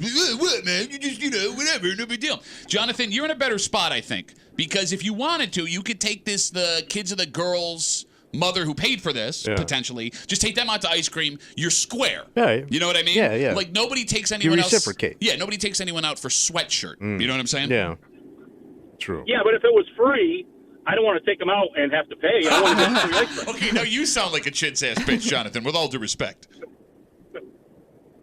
You're right, I do. Jonathan, thanks for the call, buddy. Have a good rest of the day. I'm telling you, man, there is a constant imaginary ledger in your head involving other people's kids. Because, look, if I go over on someone else's kid, it doesn't bother me that much when it's not $50. But I don't want to short anybody else. Yeah. I don't want some other family paying for all this stuff for my kid. But if it's pocket change, I'm not also thinking I got to give that to you. But everybody's idea of pocket change is different. Bingo. Does it fit in your pocket? Does it make noise? That's change. $50 fits in your pocket. Yeah. No, but like this ice cream cone crap.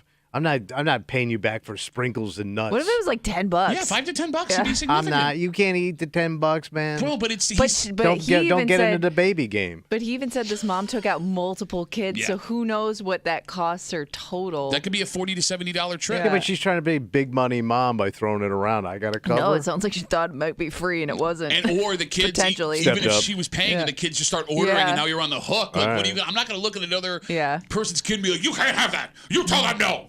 So next time if I saw that woman, I go, here's $10 for my child. I would try. You have to at least offer it, even if she says no, it's okay. But if she takes up money, she a chintz hoe. No. That's a chintzy hoe. Chintz hoe.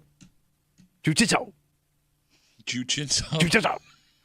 The scariest of the martial arts. Yeah, if I was in Brazil. No, but here's the thing. back in the day, you're right. My parents would have to hand $10 to someone else's parents. I know. Venmo and PayPal, you can just do it, and they can't say no. True. Like, they have to That's take true. it. I will read this one Facebook message before we move on. We had asked what the line is for what money you can ask for back. And Kimmy brings up the point, everybody's line is different. Brian writes, anything over $30 you can ask for. Concert ticket over $30, food over $30, activity over $30. $30 is when money becomes real. When money hits 30 the is road. a weird number. Yeah. But I get Who what he picks means. 30? No, but he's right. Like $20, it feels like not real. Not enough. You can't leave the house without spending $20. When you spend $30, now it's real. You stepping up. I kind of get what he's saying. Big money coming through the door, Mr. $30. All right, let's take a break. If you want money, you have to go to work. Bro, yeah, that's the deal. And the idea is if you work hard at your job and do what they tell you to do as part of your job, you're going to be successful. But we now know that's not the case. Oh. Well, there are several things outside of your job description that you're asked to do. And one of those things was last night in downtown Rochester, because it's not good enough to be an accountant or a janitor or be someone that parks cars or something like that. What else I got? You also have to run a 5K. Yeah. We'll get into it next here in the break room on 96.5 WC.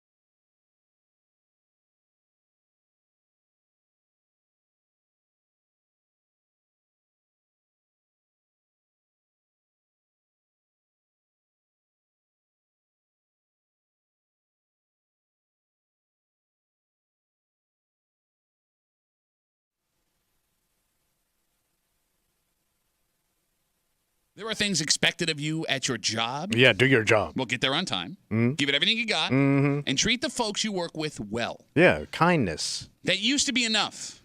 But an annual event, which showed up again last night, suggests that maybe you need to do more. And when we say more, we mean stuff having nothing to do with the actual work at your job. Yes.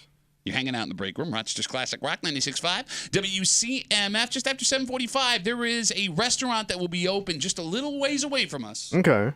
Throughout the weekend, a pop-up shop involving a product that you two love. This is one of the coolest, man. I don't get it.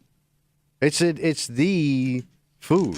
This is how I know you don't know what you're talking about when it comes to food. Oh, yeah, but although it's an international thing, and this thing shows up, but I'm wrong. We'll get to it just after 7:45 here in the break room on CMF. Yesterday, it was back, baby. What's that? The J.P. Morgan Corporate Challenge. Oh, the Heart Attacks and Strokes crew. Let's twist an ankle or blow a knee out. It's the dumbest idea, man. I feel like it gets bigger every year, too. It does, actually. Yeah. I usually, it's like almost 10,000 people. I have 4,000, but that's fine. Oh, but yeah. If you're not, yeah, but Or yeah. that. It's a brown nose and 5K. If you don't work a corporate job and are not familiar, it is a race, a run. It's run by over 4,000 employees of over 100 companies here in Rochester, and it raises money for the United Way, which is nice. Yeah, it's a great cause. What isn't nice, however, is how pushy some of these companies can be when it comes to who participates. Oh, yeah. And I know there are folks listening right now who deal with or have dealt with the pressure of having to run in this race in the past. The phone number is 252-WCMF, 252-9263. How far are you willing to go to show your boss how much you love your job? You company man or lady. Well, because here's the thing. There are some who would look at this stuff as not mandatory, but we strongly suggest you attend, right? Yeah. If you're not there, do you not care about the place that you work? Do you not care about how we look in the community? Our work culture? It's going to be a career-ending move in If you some don't go. places. Yeah. Okay. So do they also, for this challenge, like, are there like awards given out too? Oh, yeah. I think, like, for not only like how well your company does in the race, but also like participation and stuff. I guess. I've never done it before. It's corporate dicks. They're going to measure everything, man. You know I'm right, man. I love how the guy who looks the most corporate in the room right now. Corporate dicks in my jacket and shirt tucked into my jeans. Like you're a farmer going to the bank. I mean, something like running in the J.P. Morgan Corporate Challenge can be a massive commitment because not only are you losing an evening of your personal time, you have to run a freaking 5K. You're going to be exhausted. Right? I can't even talk. Exhausted. He's also breathe. in the club. I can't breathe. And here's the thing. I mean, we bring up the J.P. Morgan Corporate Challenge because it happened last night, but there are plenty of other things your workplace can expect. For example, this week was also Day of Caring. Are you guys familiar with this? Yeah, but you have to go out and fake it. Yeah. Clean sweep, man. Yeah. There were employees. Stuff like that. Yeah, all kinds of companies that were around the greater Rochester area during the day, cleaning up streets, volunteering at places that needed the hands. Tree. And while they were doing it, they were wearing T-shirts letting you know which company they work for. Yeah. Do you guys see these events when they are strongly suggested as mandatory at? Oh, of course they are. But okay, you say that, but you never go to any of this stuff. I No, know. but I'm always He like, doesn't care anymore. But true.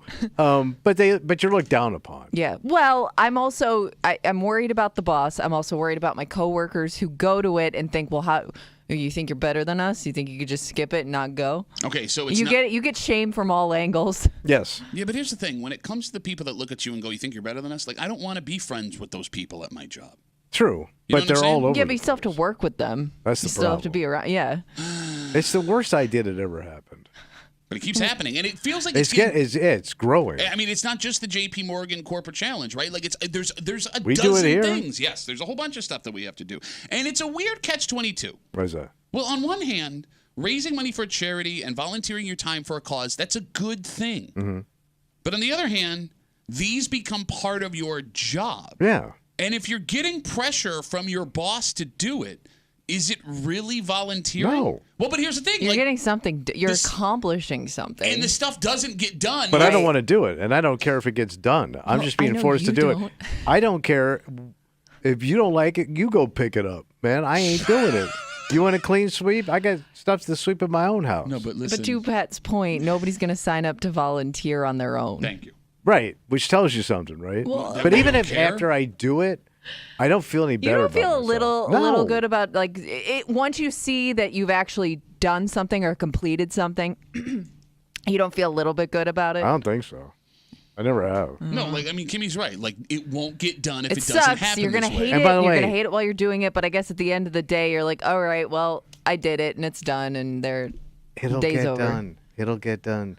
Some corporate chump will do it. Don't but- be that corporate chump. Mad.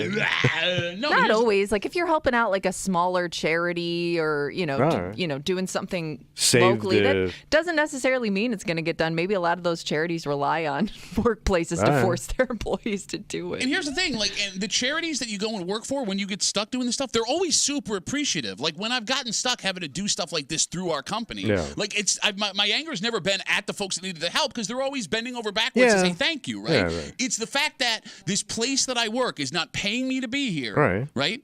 They're forcing me to do it. It's forced labor, man. I mean, it is. It does kind of seem I think like we forced ended that in labor. the 20s. 252 WCMF 252-9263. The JP Morgan Corporate Challenge again last night. It's a race, 4,000 employees, over 100 companies here in Rochester, and it's one of these things for a lot of the places where, it's not mandatory, but we strongly suggest that you attend because our work culture and our vision in the community and how we are looked at. 252 WCMF. Let's talk to Rammer. Hey, Rammer. How are you, buddy? Good morning. Pretty good. It's Friday. It's sunny. You can't be bad on a day like today. I'm with Tommy on this. Look, I put my 8 hours in, 10 hours a day. Tell me You about paid it. me, I'm out. I don't want to be mandatorily volunteered on your behalf for your advertising, okay, to go pick up people's, trash. I'm just not doing it. This whole corporate challenge, if I want to run a 5K, it should be my choice, not the company pressuring me to do so. Tell him, Ramon. Freedom! He's speaking the truth. Everything. Listen, I'm sorry. Go ahead, my buddy. time is valuable. It is. You go to work. Do you really want to stay at work doing volunteer stuff after your work hours are done? I got other things to do. There's, cigars to smoke, scotch to drink. There's Ladies to yards please. to cut, weed whacking to be done. I got kids that got to go to soccer games, grandkids now that need, spoiling. It's weird you're still giving your kids who have grandkids ride to soccer games, Rammer. Well, nobody piles said all up. my kids were old enough to have their own kids. No, But I get it. anyhow. I get no, Rammer. Everything you're saying is logical. Everything you're saying makes perfect sense. The question isn't so much should you have to do this, because the answer is no. The question is, do you feel the pressure where you work, and how does it affect your standing at your job when you decide, no, I'm not doing these things?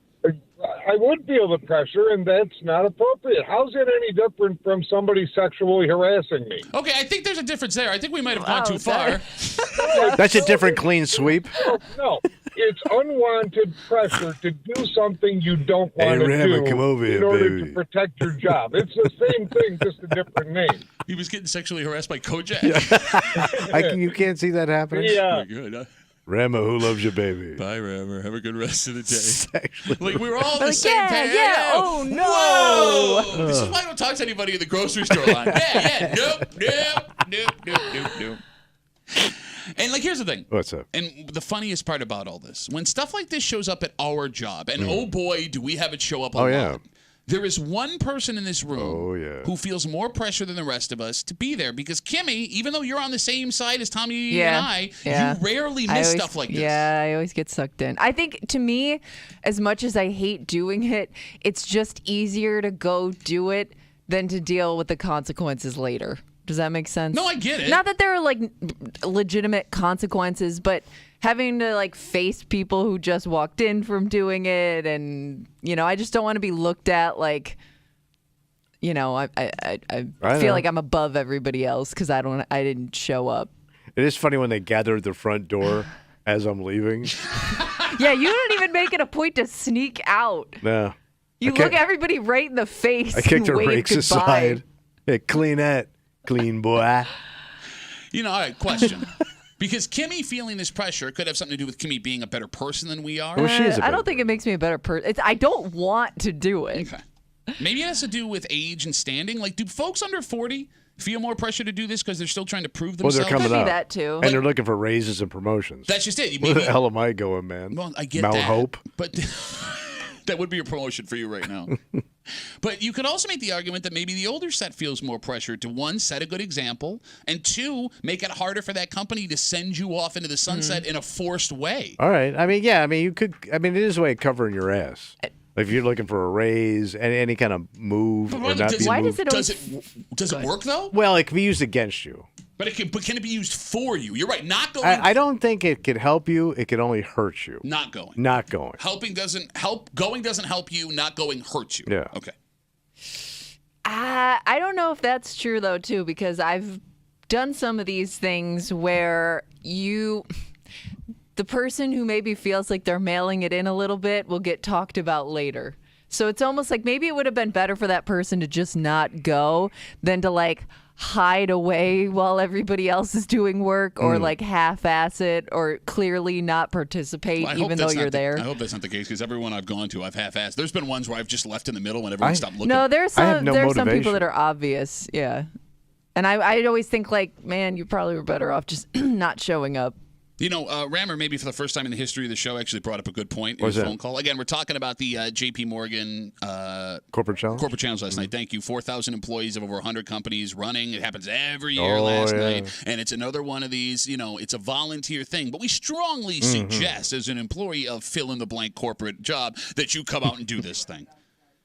It's all for show.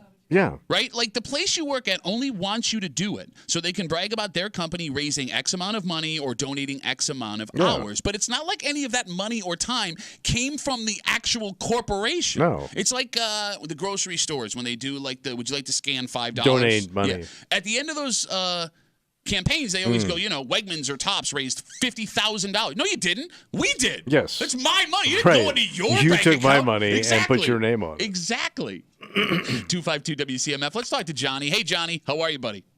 Look at you two thinking you're so indispensable and that success of the radio station relies only on you two. You don't sign up for anything. You can't be fired. Well, I mean, we are. You hear the show. We are super talented, Oh, Johnny. my God. My question is, do these people think they're actually accomplishing something when they go out? You Well, clean up probably. garbage today, it's there the next day. Well, here's the thing, right? Like, there's always going to be garbage. There's always going to be people that A need need. help, right? A And, like, need. whether or not it wipes it out completely is irrelevant. Like, You want to help these poor souls out. somebody's being helped. And the money that they raised last night through the corporate challenge is going to help the United Right. Way and the people that rely on the United Way. Like, it is a good thing. My bitch is not with that, Johnny. My bitch is with, you're making me do it against my will. Right. Yeah, for the company. Yeah, it's forced labor. Habitat Humanity. The people that do Is that that like are Habitat? amazing. Is that like Habitat for Humanity? Because I've never heard of Habitat Humanity. Whatever. So have you ever done that? I have not. No. The people that actually build the houses, the GCs that are there, are amazing people. And then they bring schmucks in like us with 50 people that don't know how to hammer a nail in, and it ruins the whole day. If you leave the volunteers out of it, they'll build a house in a month. Well, you telling me No, Jimmy he's- Carter didn't know what he was doing? Actually, I think Jimmy Carter does know what he's doing. Or maybe he does. He does. Oh, it was Billy Carter. that was a habitat for humanity. He does bring up a great point, because I've been to some of these too, where all of a sudden the people in charge will politely tell you that you're doing something Stop. terribly wrong. And it's like, I'm sorry. I don't know. I don't do this every day. No, but here's the thing. What's Johnny that? comes in all hot. Johnny Hots? And then he switches. You know, I should do it. But then, Johnny, with your response, it sounds like you also have felt pressured into doing these things that you did not think you should have to be doing. Early in my career, and then I gave up like Tommy. Johnny, thanks for the call, buddy. Have a good rest of the day. Goodbye. Take care. I always wonder if, like, and I think this also happens a lot around the holidays when people that don't normally volunteer show up in like waves to do this stuff. Thanksgiving. I just always wonder if the people in charge are they just dread it. 'Cause They they're hate it. like, yes, it's more hands helping out, but it's so much more work for them trying to organize it and get people in the right spots and doing the right stuff. You're I just don't in the know. way. That's possible. It's possible. It's also possible that something that people like Tommy say to justify not having to go. Excuse me. I heard from the inside. Shut up. What are you I had an inside track. No, you have no. They don't want you. They don't want your help. You have no one kind in your life that would volunteer their time, with the exception of your wife, and she doesn't even talk to you. You know the other thing that bothers me about it too, and then we'll get off this. I'm sorry. Now I'm going to start ranting. A lot of the like stuff they have you do, doesn't even really matter because like there's plenty of charities that I'd be like happy to jump in and help, right? But like if we're like cleaning up the neighborhood we work in, I know these kids they're hungry. Yeah. There's people that need help. Yes. Why am I picking up these cans? A cup. You know what I mean? Okay. I'm getting off. Right. Let's move on. You guys are nuts on this. But I do. Like, of all of the foods in the pantry that they could have built a restaurant around, you're the most excited about this one? It looks amazing. Man, if you're a drinker, you love these things. Look, you having this take I get because you don't know food. I'm No, this is disappointed bar in you. chow. I'm surprised Tommy has this take. I would think this wouldn't be his snack of choice. What do we always say? If you are on Tommy's side, I'm you're worried. wrong. You're right. We'll tell you what pantry staple has opened up a pop-up restaurant featuring exclusively their products just down the road from us, and we'll do it next here in the break room on 96.5 WCMF.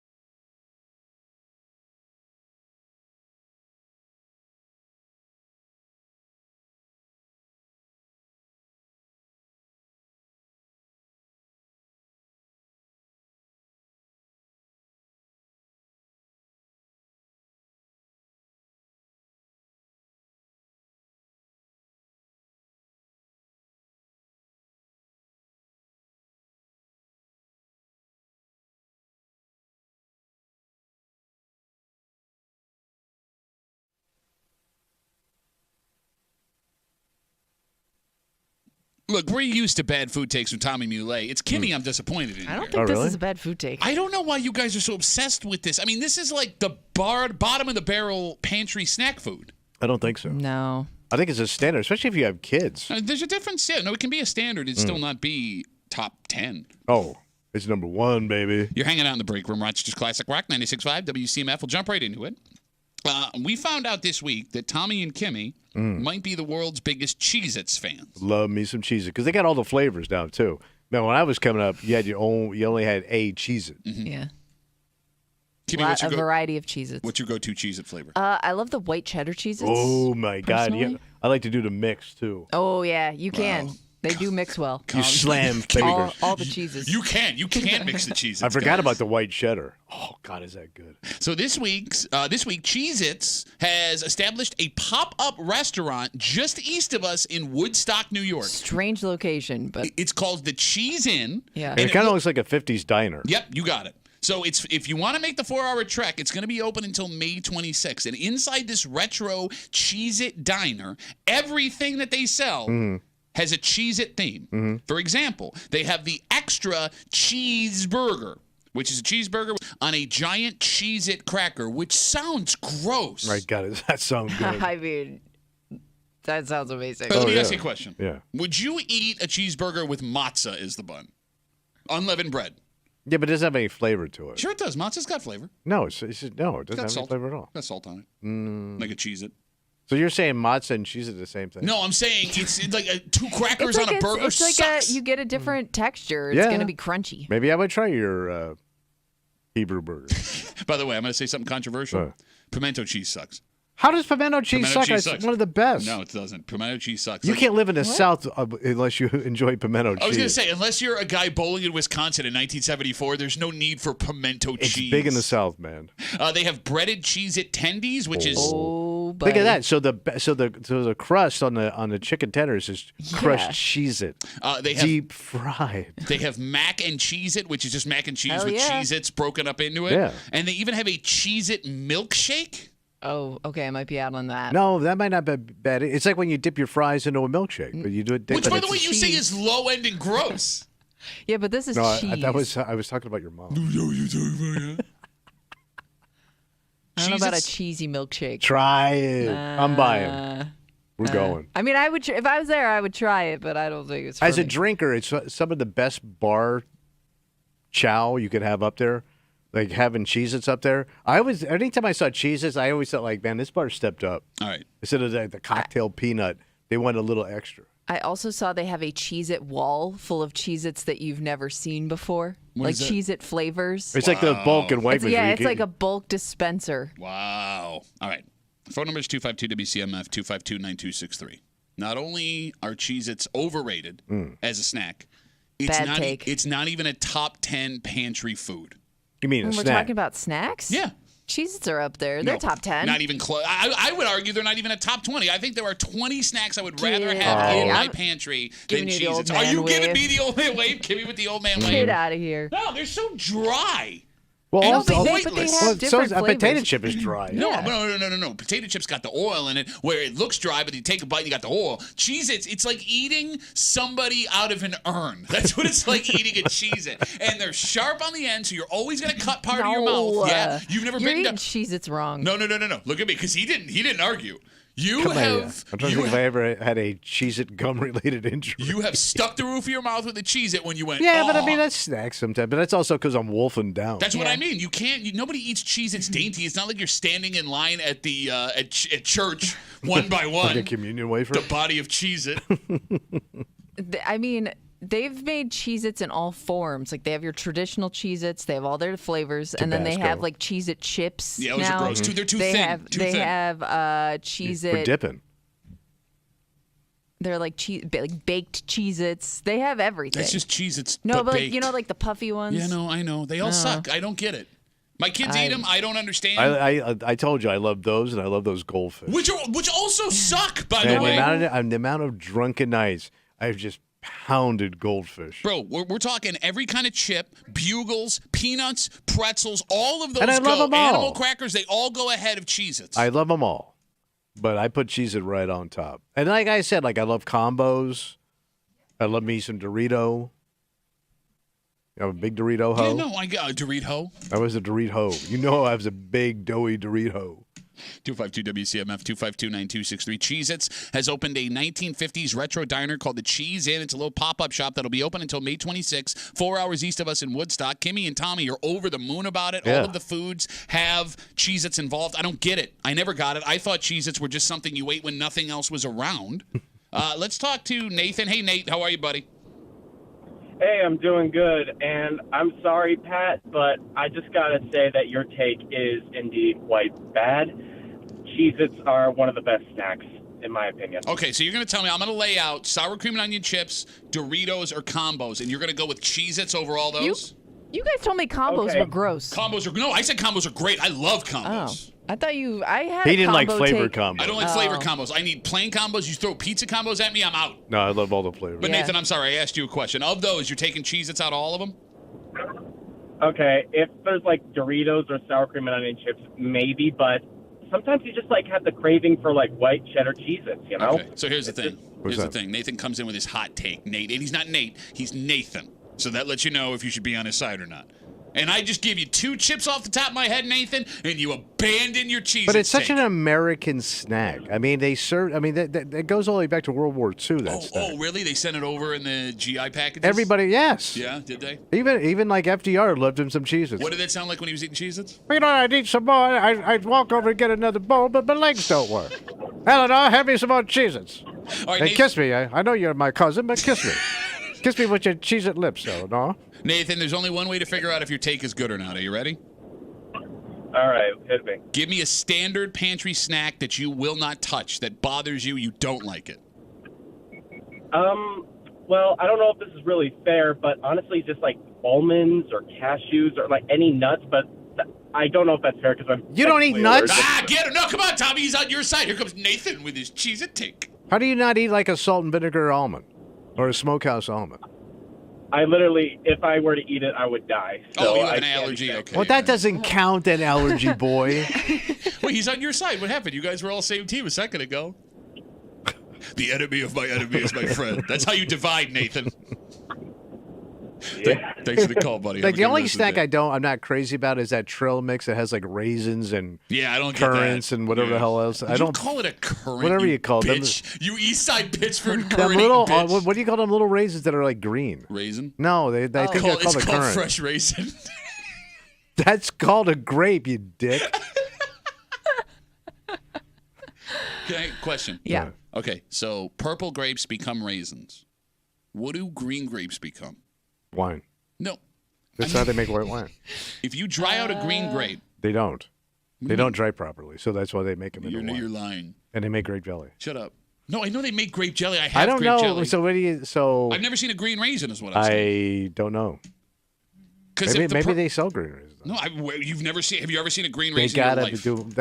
They You've have been to on make. this planet 140 years. You've never seen a green raisin. They got to make the wine out of it. No, you can also make wine out of purple grapes. Right, but maybe the green grape don't look right. You mean green? Do green grapes turn purple when you dry them out? They So, red grapes will give the most familiar results, but green grapes work just as well, yielding a raisin with a paler golden brown hue. Oh, I've seen those before. No. So those are green grapes. All Okay, right. Yeah. that makes Okay. sense. I thought those were gold grapes. Well, they are. Well, no, they're green. Well, but they turn golden. All right, look, the bottom line is this. 1, Cheez-Its suck. 2, green grapes can also become raisins. All right. 3, if you call the show and insist you be called Nathan, nobody's going to like you. Yes. And I'm sorry, Nathan, you seem like a nice guy, but it had to be said. Look, you're right. We were dividing there, and I'm sorry. I shouldn't have done No, that. that's all right. Let's bring everybody back together Oh, again. good. Well, there was an event last weekend, and we've been busy all week. We haven't had a chance to talk about it, that brings 2 generations that seem to have nothing in common together. Because we always look for things that we don't like about one another, not things that can bring us as one. We should. But what's weird about this is guys your age insist this is stupid and you hate it, even though it would give you something to talk about, be excited about, bond over What the hell is it? with a generation of kids that are 18 to 30 years Yeah, old. that's the problem. We'll get into it next here in the break room on 96.5 WCMF.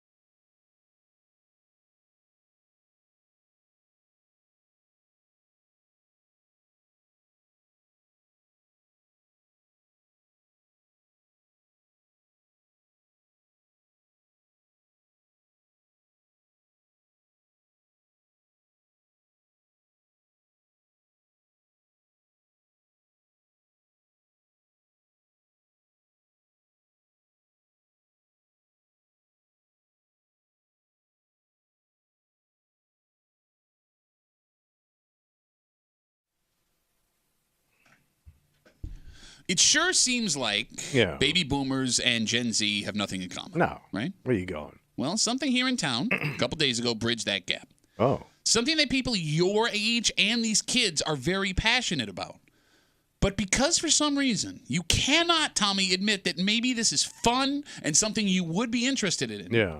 This event that wasn't really designed to bring all you together, but totally could have, was a wasted chance to bridge the generation gap. Feel terrible. You're hanging out in the break room. Rochester's Classic Rock, 96.5. WCMF, just after 8:30 this morning. You know, for the last couple of months, we've wondered, is it going to be worth these illegal marijuana shops getting busted and fined versus what they are making conducting this illegal business? Yeah. And we may have got a glimpse into that yesterday, and the answer is... Oh, buddy. No, it's not! We'll get to the story just after 8:30 here in the break room on CMF. So a story that happened last weekend, but we just have a chance to talk about it now. What went down? Well, last Sunday might be what most... Let me try this one more time. Sure. Last Sunday might be the most hipster event in the history of Rochester, New York. It's called the Rochester Record Fair, and it happened at Radio Social. Oh, this is you. The long playing LP. Needle Drop Records and Hi-Fi Lounges had this annual event, and it features their private stock of records and CDs. And we're talking old, rare stuff. Damn. Right? Some, like physical music, you can't find anywhere else. And for folks that aren't familiar with Radio Social, it is an old school bowling alley that has been hipped up for modern culture. But like walking in Radio Social, it's like taking a time machine back to where the bowling alley was the prime meeting spot for folks in your town. And both vinyl and bowling alley, wildly popular with Gen Z and millennials, Kimmy. Seems like it. Right? And all I hear from men and women your age, Tommy, is how much better things were when you were kids. It was an easier time, Pat. This event. People were polite. This event where they're selling vinyl at a retro bowling alley is literally the chance to relive the best times of your life and stuff that you love to do. Yeah. So why do you hate those two things so much? Because they're the goddamn kids. You don't want to share it. I don't want to share it. You Y'all wanna talk running the about prices up on everything because you're spending. What? I remember when I bought that Zeppelin album for $4. And now I'll sell it to you for $80. Thank you. Yes. Where do you think they got these albums from? I don't know. Okay. There shouldn't be the generation gap that exists the way that it does today between Gen Z and folks your age. But it works. But that cuts both ways. What are you talking about? I don't want to hear your crap, and you damn sure don't want to hear my But they rambling do. crap. I think that's what it is. Like Right. they're showing interest in something you But like. you don't want to hear my take. How do you know? All right, but this room is prime example. All right, Tommy, nobody cares. Your take is it all sucks. Why don't you make another Fred Sanford reference? You don't want to hear my old ass stories about music, and I don't want to hear what you think music has turned into. No, but you make up half of the stuff you say about music. Possibly. Okay, look. Kids have way more in common with folks over 50 than you think. And all it would take, Tommy, is folks like you Who have the same health problems. to embrace it and have the conversations. Now, look, the phone number is 252-WCMF, 252-9263. Right now, in pop culture, old is cool. Well, old stuff is cool. Yeah. The clothes that we all wore back in the day are now trendy again. Right. The music that you loved is popular. We know from our ratings that classic rock is still crushing with men 18 to 34 years old. Nostalgia. Yeah. And when you hit, but here's the thing, it's not nostalgia to them. It's new to them. Right. And when you hit the concert scene this summer, the seats of the shows of some of these legacy bands will be chock full of kids who weren't even born when these bands broke up the first time. But what am I getting out of it, being next to that kid? Well, you're getting what you love and a bond between someone that you normally wouldn't talk to. Yeah, but what are we going to talk about? The concert or the There's records? actually a lot to talk about. Or the bowling alley? You have a common interest. Yes. But you don't get it, kid. You had to live it at the time, man. Okay. You know, we smoked. We had full pubes. You know, we took it to the edge. I wouldn't bring We were up, drinking and driving. I wouldn't bring up full pubes to the kids. I wouldn't. They're do that. not. I can't talk about my pubes to a 28-year-old guy. I mean, I guess you excuse can. me, Gunther. You're scared of my old man pubes? Why don't you meet me behind the horse barn, son? I'll teach you a thing or two. I'll be like an onion. I'll get in your eye, boy. Kimmy, I'm going to throw out a theory. All right. Are you ready? With Tommy railing against this record show at radio social. It's a Gunther fest. And hating all of these kids that love vinyl and all the retro stuff, even though you actually love these things. Is it possible, Kimmy, that the boomers are the ones that are the actual hipsters here? I don't know, because I find that, like my parents, like they had records, but they have no interest in going back and looking at old records for whatever reason. Like they love technology and how far it's come with music that I don't like, because like we have a record player, like they were like, please take our, like they wanted to like get rid of their collection. But then again, I do find other people, and maybe this is a slightly older set, who love and embrace the record sound. They're happy people are going back to the way it sounds, and they also they may have been the people that never gave up that collection. Like they've just always listened to it. That's fair enough. I think it's there's two different seniors we're talking about. What are we talking about? There's like happy, well-adjusted seniors that can embrace these things. Okay. And then there's bitter, toxic seniors like myself that just see the negative in everything. I just don't get and why. I think that's where my crew runs. We run mean and crass. We run mean and crass. Put that on a T-shirt, sell at the rock shop. I feel like guys, men and women your age, are too protective of the pop it's our culture of your time. And you're trying to steal our culture. And here's the thing. You come over here and you try to steal our culture. Lock him up. And maybe I'm not being fair to your generation, because maybe whatever decade you grew up in, you're protective of that Well, I mean, culture. they should put that wall up around Record Archive. Look, you just said it, right? You got to experience all that when it in was real brand time. new. Yes. Like, I don't know what it's like hearing a new Zeppelin album the day it came out. I don't know what it's like to see an unknown Prince open up for the Stones at Rich Stadium in the 80s. I have vague memories of the drummer from Nirvana starting his own band where he played all the instruments called the Foo Fighters. But I don't get why, if I met a 12-year-old kid who was really into the Foo Fighters or Coheed and Cambria or something like that, I would be excited for that. I don't get why you get mad. Because it ain't. Go find your own stuff. We did. Your argument is we found our own stuff, and we had to fight for it, man. We run. Really, you had to fight for your right to party, because that's that's not your generation. We run a promo. Well, right after us. We run a promo that says we on CMF play the greatest music ever recorded. And this is true. Okay, so then why would these kids not like the greatest music ever recorded? Go now top that. Shut up. And, no, because you'd hate it. Anything they came up with sucks. Hate it. I mean, there was an excitement like when people would go to the Hog for that midnight, when the new albums came out, and there would be a line of people out there. It was a lot of fun for kids. You just don't have that anymore, do you? I love how you don't. You make the statement and then finish with a question mark, because you know it's about What to do you get it on your phone now? You line up at your phone to get your new Beyonce? That's what you do. My kids have more records than you have physical music. I know.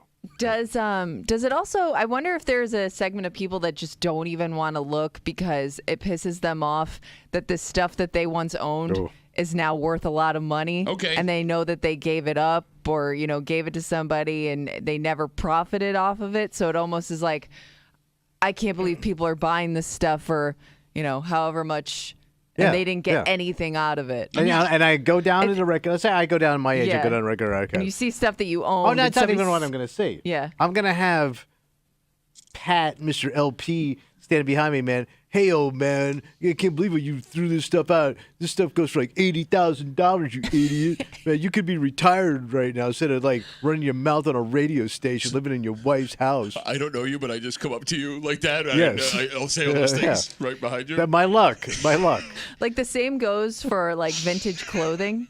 When you see stuff that you once owned and you're like, $300, like it almost pisses you off. Like you don't even depressing. You're not going to be the ones buying it. Put it that way. No, but I mean, you can't imagine purchasing something that you once had as a kid for like $10. The clothing, yes. I think the vinyl you might be wrong at, because I'll go to. You think you'd buy it back knowing you once paid a quarter of the price? I go to Record Archive on a Saturday or Sunday. I'll go to the Hog, and you see guys that are Tommy's age and older, men and women Tommy's age and older, that are buying these albums back again. I mean, I don't know, and like it's nice to see, because there are, like you said, well-adjusted older people that'll sit and you'll see a 22-year-old guy having a conversation with a 70-year-old guy about an album that they were both reaching for. I just don't get. Look, I'm not a happy person, Pat. I am aware of this. I'm trying to make you happy. happy. Look at my pointy shoes. Listen to me so I can Who has pointy shoes? Satan?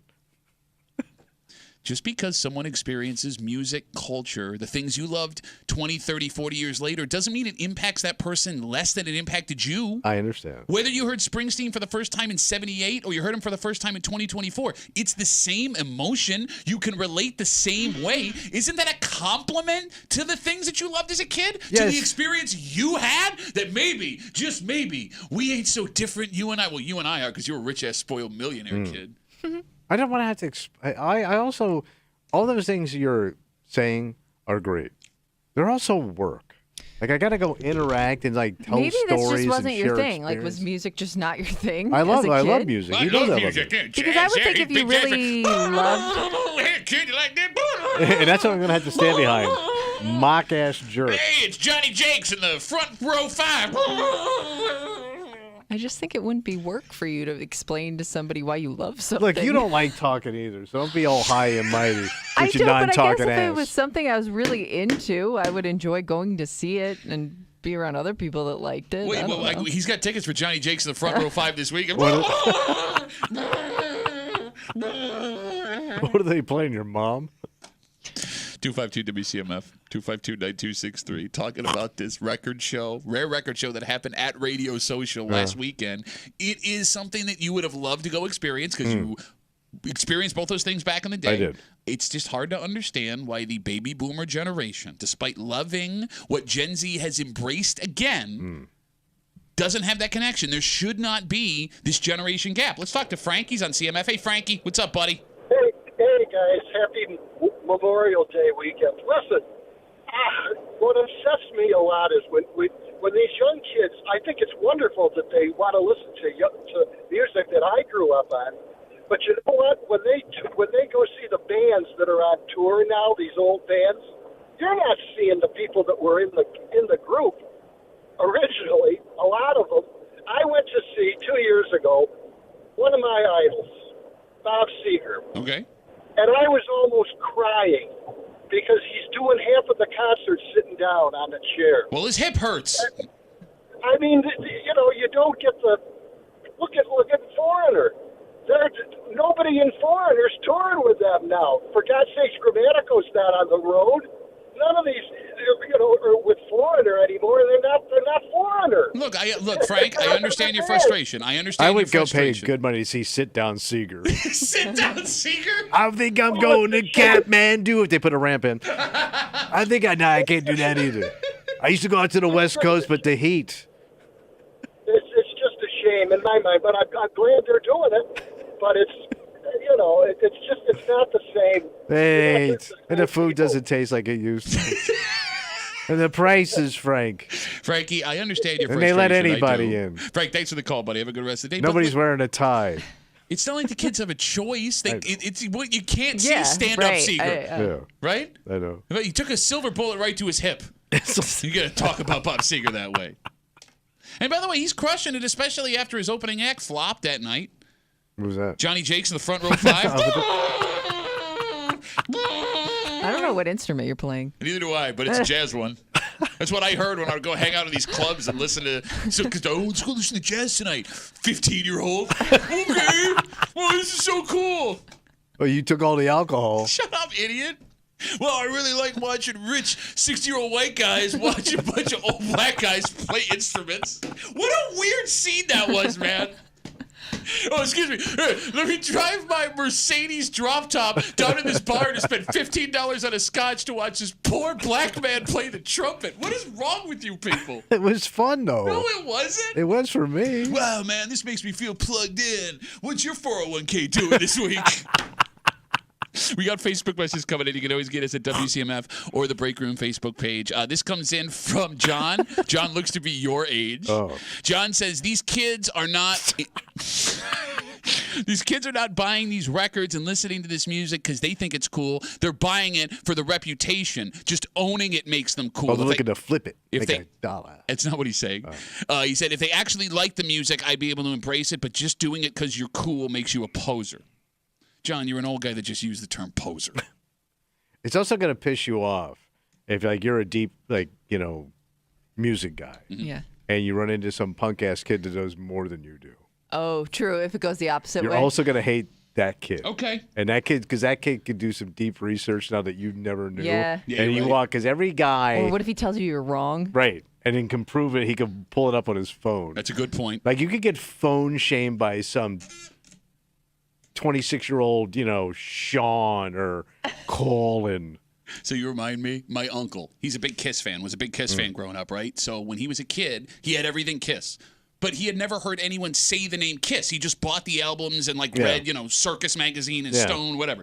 So he was telling his buddy, he tells me the story. He was in like 7th, 8th grade, and he had the T-shirt. Remember when they did Kiss Army. Yeah, but he called them Kiz because he thought they were Z's. Yeah. The way that it's written. And the guy goes, Yeah. what do you call Oh, them? how embarrassing. Kiz. And he goes, it's Kiss. And he's like, yeah.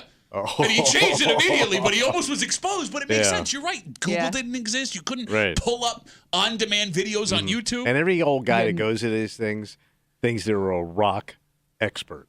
They all think they're Kano. Yeah, And there's only going to be one Kano, buddy, in this town. that's right. And he's opening up for Johnny Jakes in the front row fight. We'll take one more call, 252 WCMF. Tristan's got the last word on CMF. That place is going to be slammed with Tristans. I only got one comment. Well, What's first that? off, can't we all get along with our music? And Yeah, if you all shut I up. have to say is, relax. Go to it. That's all. Tristan, are you a Enjoy your vinyl? weekend. Are you a no? We're talking. Tristan, are you a vinyl guy? Of course he is. Absolutely. Okay. Do you find yourself getting into interesting, deep conversations with older men and women when you go to these Yeah, usually in the backseat of a car. record stores? Yeah, no, I don't want to talk to them.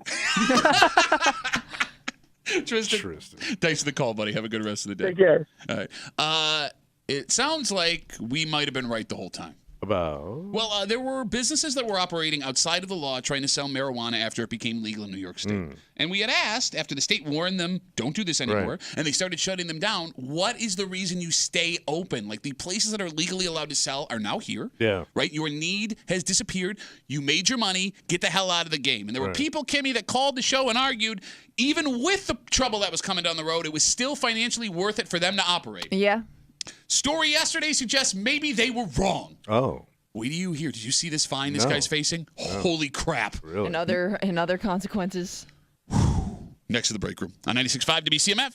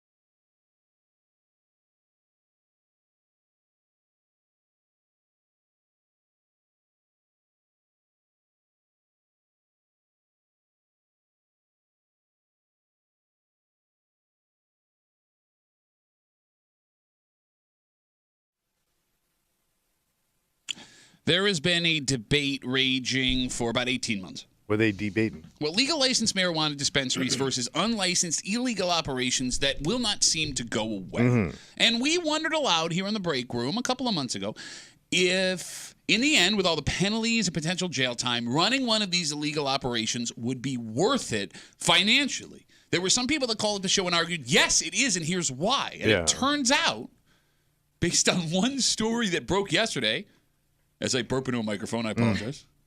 We have our answer, and they may have been wrong. What happened? You're hanging out in the break room, Rochester's Classic Rock 96.5. WCMF will jump right into it. David Tully is a business owner. Oh, yeah? Businessman? He owns what he describes as smoke shops in Wayne, Monroe, Seneca, Cayuga, and Oswego counties. He's got an operation. That's right. The stores are named I'm Stuck and Weed Warehouse. So not hiding it. Here's the thing, Kimmy. Last summer, the state shut down several of those stores, one of them in Macedon. There was one in Wayne County as well. And it's a story that we actually covered when it happened. Remember, the guy drove up and apparently locked the cops inside. He walked in. Yeah. So the state of New York started sending out letters to stores they believed were selling marijuana illegally. Knock it off. And it's something that the state says these stores that he owned were doing. The letters were warnings, not just knock it off. Knock it off. But if they didn't knock it off, they would be shut down and subject to penalties and fines. All right, a little slap on the wrist. Or are they taking my whole wrist? Yesterday, David Tully, the owner of these shops, was fined. How much?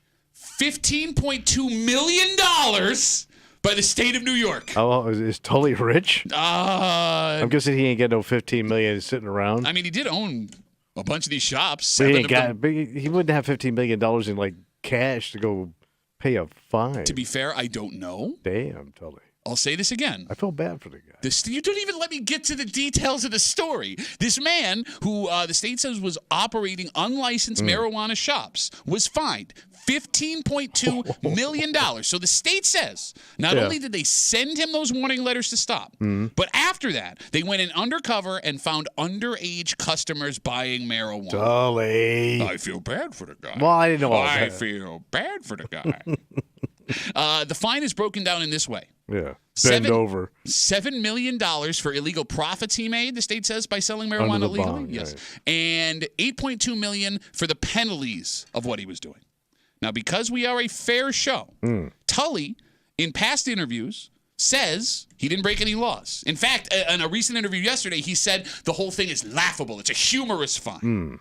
He claims he doesn't sell marijuana. He says instead his businesses are consulting firms that gift cannabis samples.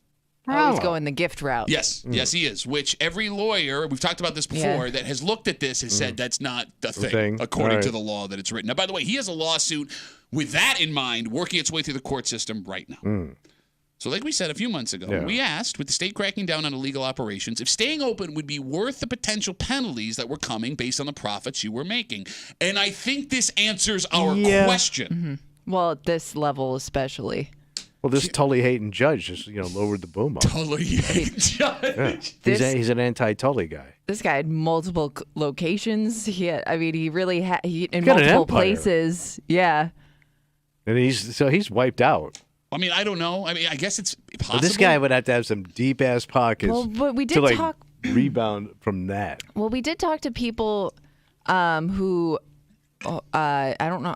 I can't remember their connection to some of the illegal shops, but they said that they were pulling in more than they were being fined or something, and that's why it was. This is a whopper, man. But I don't know though. And this but is if a you regional have that, guy. I don't know. I don't know anybody who owns the amount of shops this guy owns. Right. But I don't know how big they are. I mean, they could be just like little joints. No, that's actually the name of one of the stores down the street. I love Little Joints. Did he close Little Joints? Tiny Joints.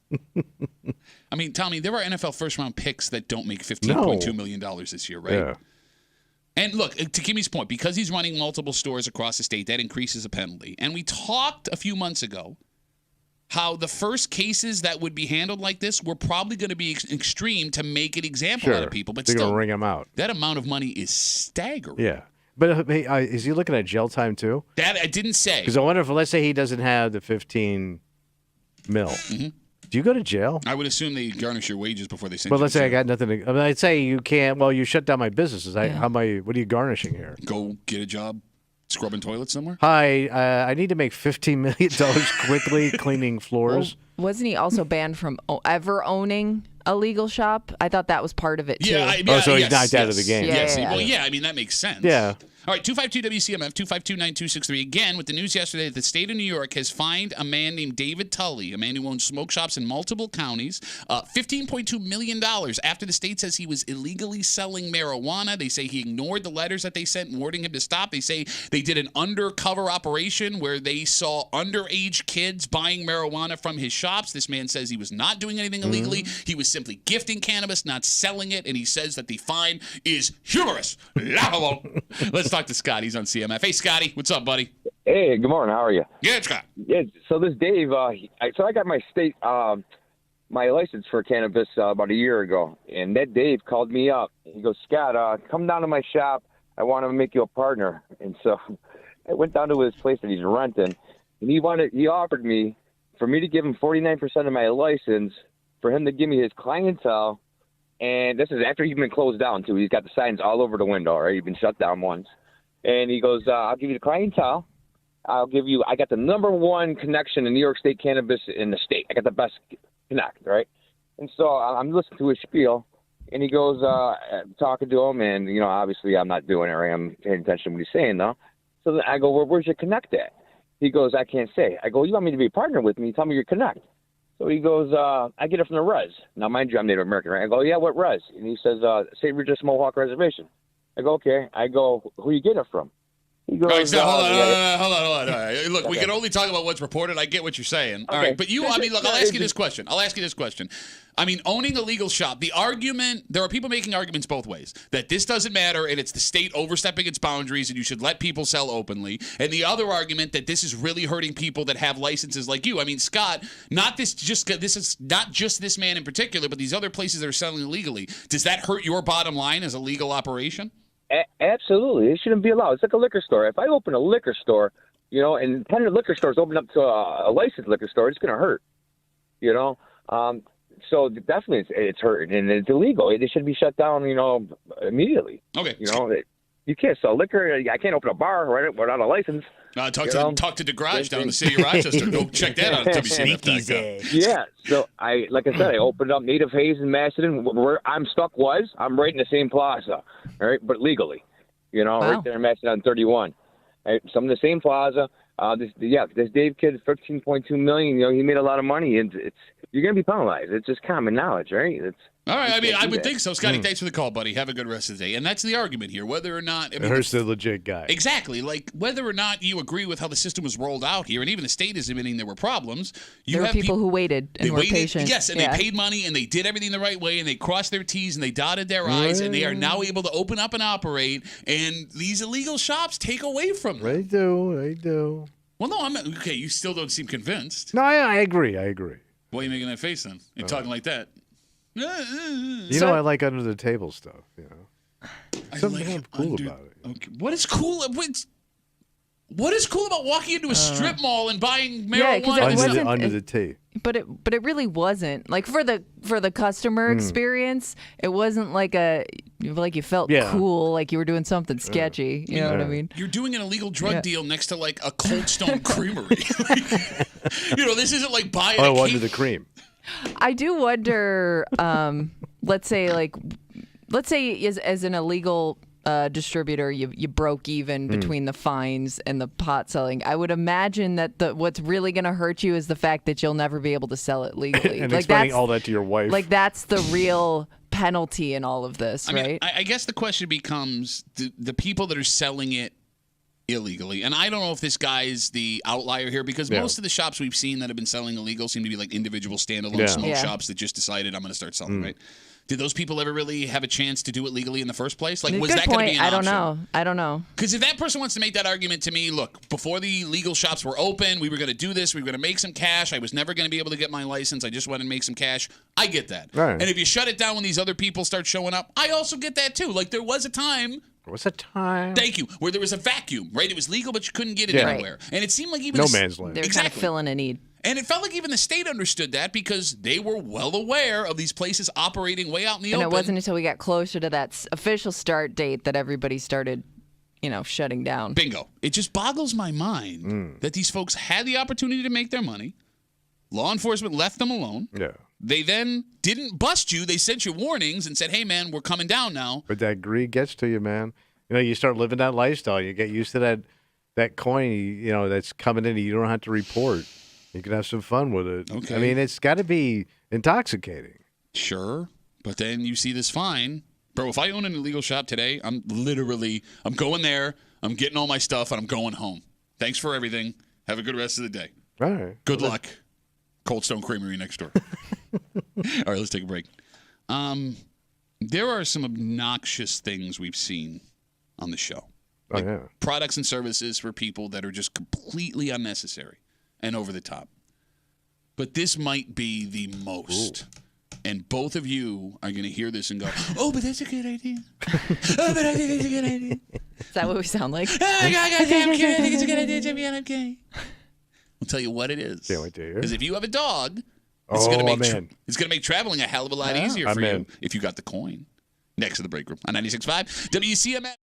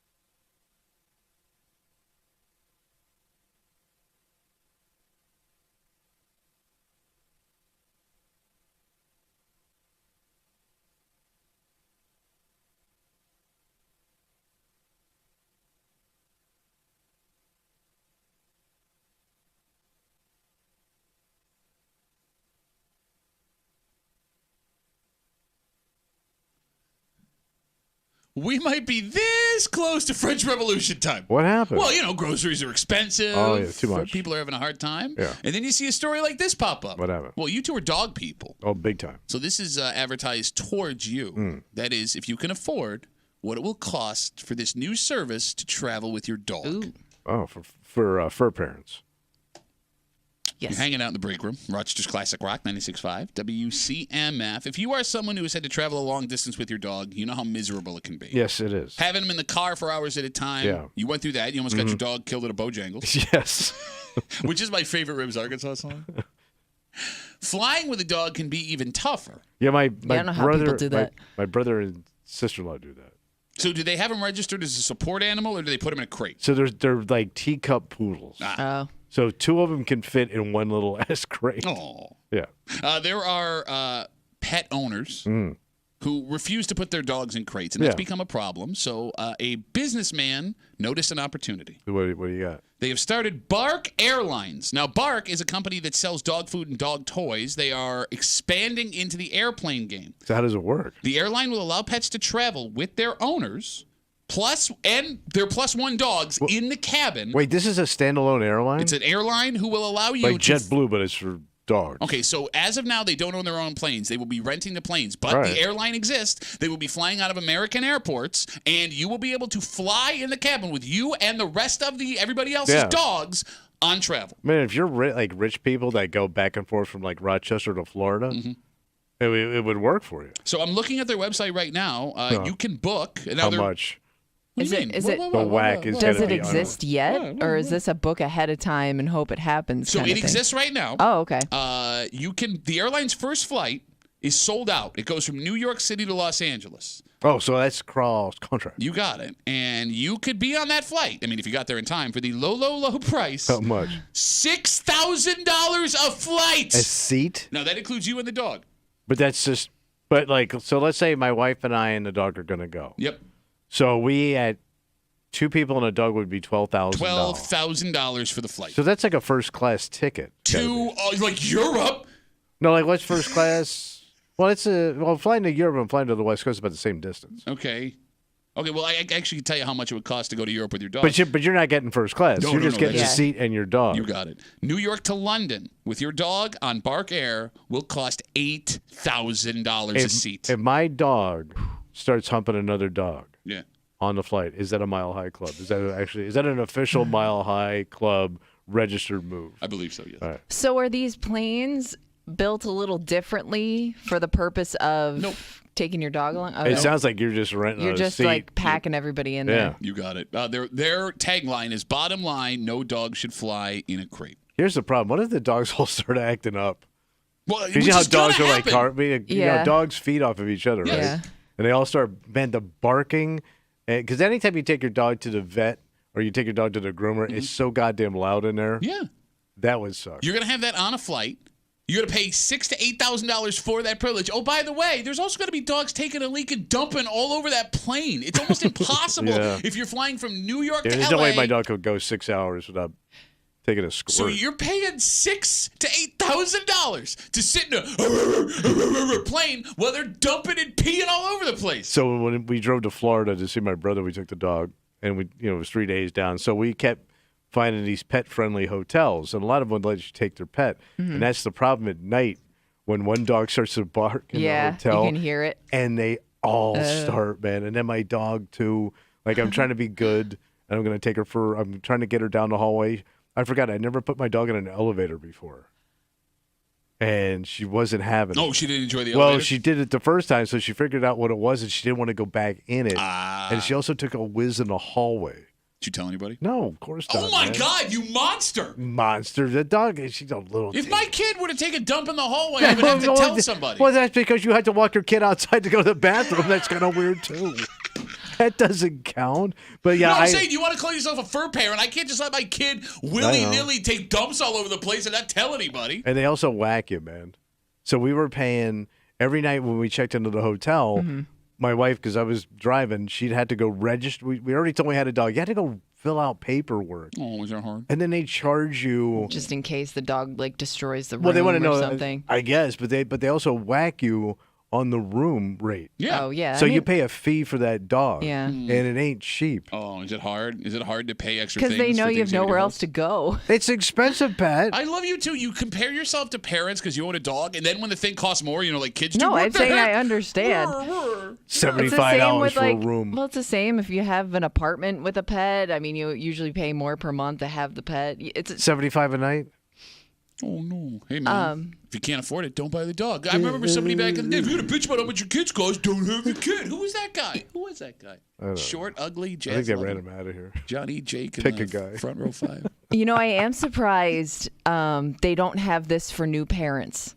Because I know parents that they're Kid super air. stressed out when they have a newborn baby and they have to travel with a baby. I can't believe that nobody's thought of a new parent, new mom airline where maybe they have bigger changing rooms or Okay. something. It's where that where you smell? don't have to worry so much about your kid crying because it's going to be full of kids crying. Diaper Express. I will say this: it was easier to travel with my kids when they were newborns Yeah. than it is to travel when they're 3, Yeah, but 4, 5, think, 6, 7. really, even with the stroller situation and everything. Yeah, I when we checked the stroller, we would carry the baby throughout the airport. One of my daughters, they're just kind of like footstools at that point. Yeah. You just hold Did them. they do different announcements for baby air and dog air? Like what? What would that sound like? You think? Yeah, folks, from the flight deck, we're going to experience a little turbulence. You may want to put them bosoms away right now and put your breasts in the upright position. We'll let you know when feeding time's coming back up. Enjoy your flight there on diaper air. 252 WCMF. We're talking about Bark Airlines. It is an airline exclusively for people that want to travel with the dogs in the cabin because right now, unless they're registered as a support animal, which, by the way, they're also cracking down on. Yeah, what is because it as a everybody's support trying to jive. your dog has to travel in a crate. The tagline for this airline, bottom line, no dog should fly in a crate. Their initial New York to L.A. flight in June will cost you $6,000 a seat. New York to London costs $8,000. There's no way this is successful. It seems I think there are rich people that would pay that. Enough where you're going to be able to run a regular route on an airline? Well, they're probably just going to be major, Yeah. like you say, New York to London, New Okay. York to Long LA, Chicago to Miami. Even with that, when are we going to learn the lesson that specialty airlines never work? What was the other one? Hooters Airline didn't work for a reason. And by the way, that's not a joke. Hooters, the restaurant, Hit a mountain. How ironic. had an airline at one point. Yes, they did. If you What don't was believe the me, you can catch? Google it. It was Hooters waitresses in the air. Oh, okay. And they would serve that's what I wings. was wondering. Same announcement. Okay. Ladies from the flight deck, we're going to experience. We want to put them Hooters up for a couple of minutes. We'll let you know when you can pull them back out. Thanks again for flying Hooter Air. Was it if more you- Enjoy them expensive? nips. Yes, of course it was more expensive. Like you were paying for the Squirting gimmick. nips all over the place. Kimmy, Google a picture of it. You will laugh out loud. It is the weirdest Yes. picture you'll ever see. I'm telling But you. okay, but that is not a need for people. I Oh, think it's a this. need for some guys. I think the pet thing may be Oh, a I think it would need work. for people. You know what I mean? This is not a need. You do not need to Well, spend it is. I think $6,000 so some your dog people can sit see on your it lap. as a need. It's not. If you can charge that much and people are willing to pay, it's a need. You can charge. They charge hundreds of thousands of dollars for sports cars. People pay that much. Is a sports car a need? No, but it's You not have a dying serious- industry. You have a serious need-want problem, young lady, and now I feel like I'm talking to my 13-year-old daughter right now. You do not know what a need and a want is. You have never wanted for anything. You've never needed for anything. Go to your room. Sorry, you were saying? I just think, if you're that rich, maybe you would figure out a different way or just leave the damn dog at home. Or you would pay to fly privately. Unless you, yeah, but that's a whole. I mean, that. Oh, yeah. If you could pay to fly privately, you're on a whole other level. I mean, how much different is a 6,000? I mean, what does it cost to fly privately? I think it's like $10 a mile. It's like a really high-end cab. By the way, I think it's more expensive, more than $10 a mile to ride in a cab. Yeah, probably. All right, let's take a break. Let's go from dogs in the air to dogs on the ground. What happened with these dogs? These dogs are just being dogs. And I don't think people in this story have a problem with the dog, the story coming out of the city of Rochester. Yeah. They have a problem with the owner and what they say he's allowing to happen. Oh. Because this story not only involves these two dogs, it involves another animal Yeah. that won't move. Yeah. Because, Wait, is it still there? Okay. There has been a follow-up, so we'll tell you the All initial right. story and the follow-up that we got last night. And the question that we need to figure out, with this animal in a tree, two dogs on the ground, and a man who owns this house, is he the dick? Or are the neighbors? Oh. And we'll get to it next here at the break room on 96.5 WCMF.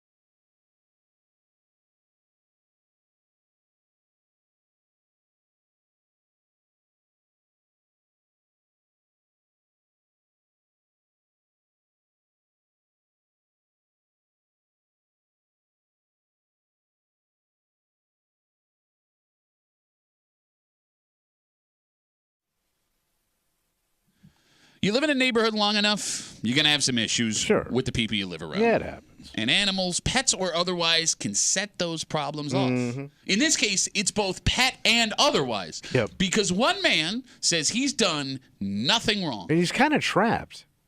The rest of the neighborhood says he needs a change. And now we got ourselves a serious issue. Yeah, you sure do. You hanging out in the break room, Rochester's Classic Rock 96.5, WCMF, just after 9:30 this morning. Yeah. Well, it is Friday. You know what that means. Oh, we got about to get a little creepy. And with Memorial Day this weekend, the cookouts are going to be plentiful. Oh, yeah. Right? And we will tell you what it will cost you to run the standard cookout every single year. This one might actually be more on the dot than any of the other holidays. And we'll get to it just after 9:30 here in the break room on CMF.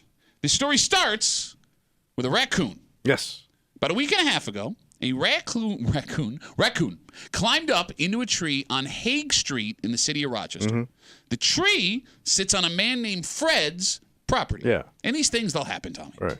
The issue, however, the raccoon won't come down. Poor thing's scared. In fact, it keeps climbing higher and higher, and it's been doing it for over a week. Right. Neighbors say they know why it's doing this.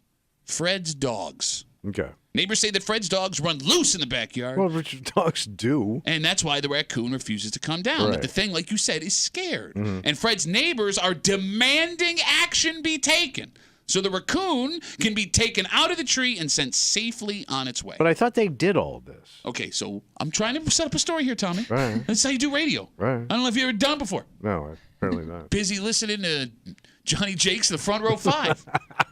Fred, on the other hand, man who owns home and tree and dog, says his neighbors are crazy. He says that his dogs get put away at night, so if the raccoon wanted to come down, they could come down then. Yeah, and they're night animals. He claims that the animal just wants to stay up in that tree. It's comfortable.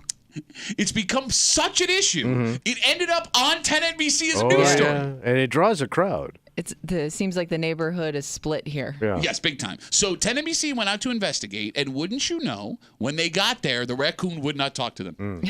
10 NBC also brought someone from the Humane Society to check out if Fred was doing something wrong. Yeah. And they said, the Humane Society, that nothing was preventing the raccoon from coming down. Right. And you would think at some point it would just naturally leave. Yeah. Because it's going to get hungry. Yeah. Sure. Right? All right, yeah. What's to eat? So that's a victory for Fred in the neighborhood argument. But at this point, it no longer matters because sides have been drawn and folks have to be upset with each other all over a raccoon up a tree. Yes. The phone number is 252-WCMF, 252-9263. Are the folks making the fuss over the raccoon the bad neighbors, or are they good people? You think You're they're asking bad me? Do you think they're bad neighbors? Well, I'm pro dog. So, and the guy seemed like a good guy when I saw him on the TV. Like, he put the dogs in, like you said. Okay.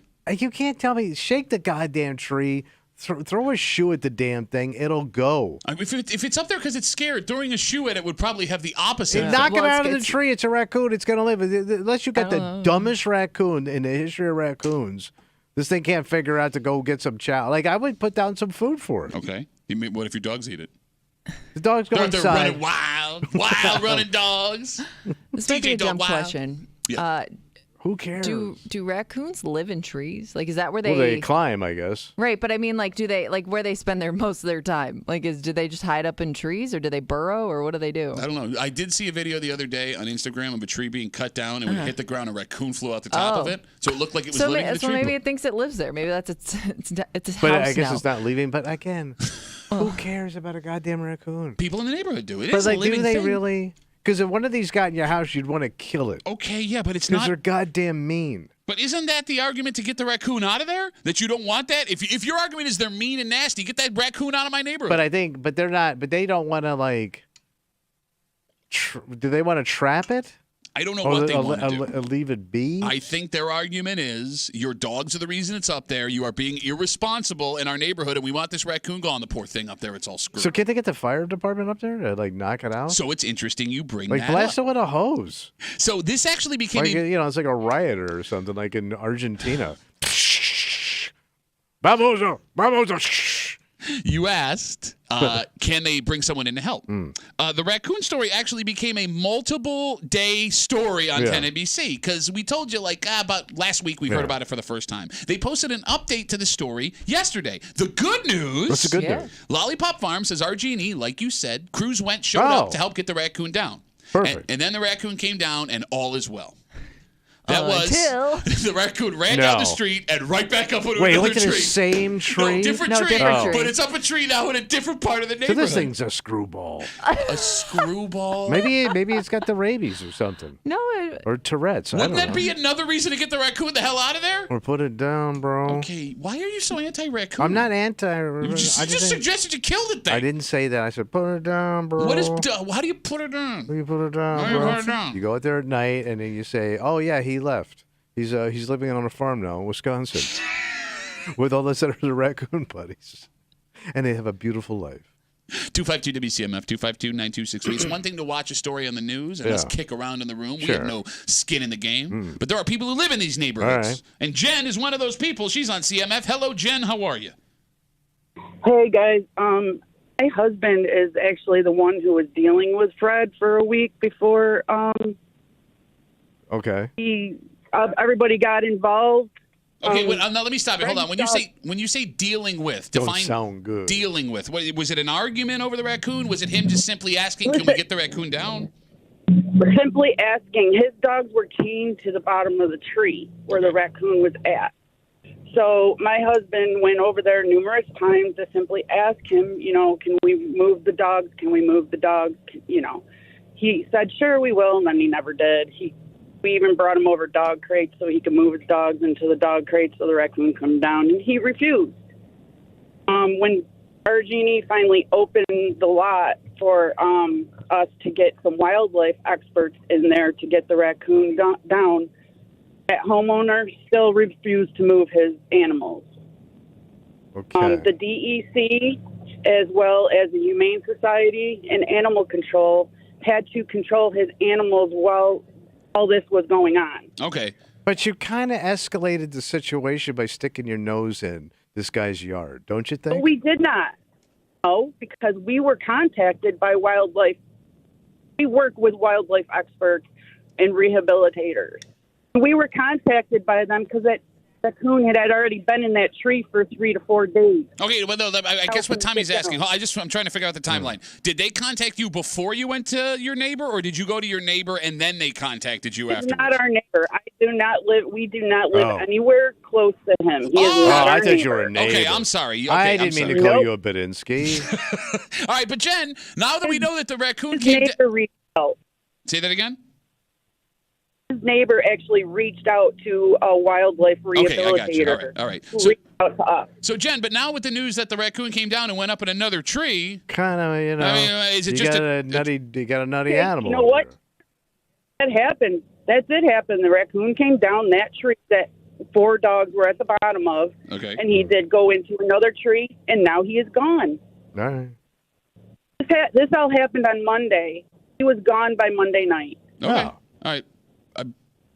I guess my question is...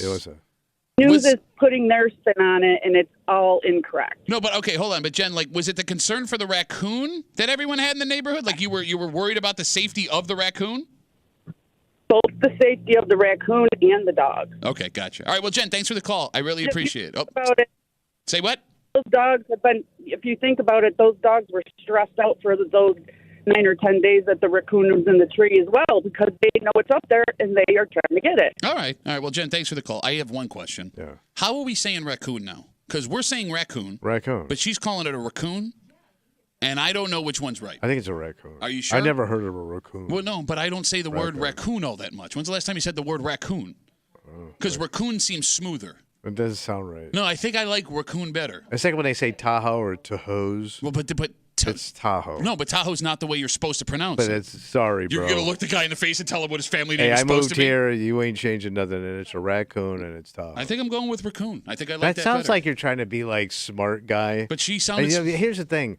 Everybody's going to correct you and say raccoon. You mean raccoon? Yeah. No, it's only a raccoon if it comes from the French village of Raccoon in France. Other than that, raccoon? it's just a sparkling dog. All right. 252 WCMF, 252-9263. We're talking about this raccoon drama on a city street in the city of Rochester. It's been going on for like a week. Long story short, raccoon up in a tree. Neighbors said that the dogs that were on the property were keeping the raccoon from coming down. Guy who owns it's like, nah. It's what dogs do and it's what raccoons do. Okay. Dogs chase, the animal runs. 10 NBC did a story about it. Humane Society, representatives came out and said that nothing was preventing the raccoon from coming down, despite what Jen just said. Not only that, RG&E finally showed up a couple days later. They got the raccoon down. Everything was great. And? It just ran up another tree later. Tommy is pro-raccoon in a tree, apparently. You don't understand why everyone's so upset about the raccoon. All right. Is raccoon animal we care about now? 252 WCMF 252-9263. I've only had 2 bad interactions with raccoons. Only 2. I have. What does that mean? I know. I've had 2 bad interactions where they were nasty. But what, did you get hurt by it? Could have. But you didn't. It almost took out a morning show.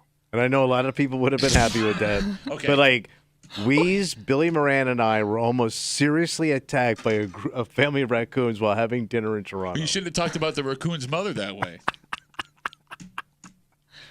Hey, by the way, Toronto raccoons are not the same as American raccoons, and I'm not even making a joke. They're nasty. Raccoons in Toronto, run the city. So here's the thing.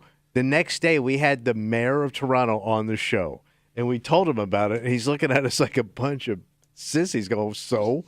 And they go, why do you let them at it? He goes, yeah, we don't. They're protected. We don't do anything about it. They're all over the place. They help produce maple syrup. It's those little hands. They get in the tree, and they pull it out. Right? So then I had a pregnant one in my yard in Webster.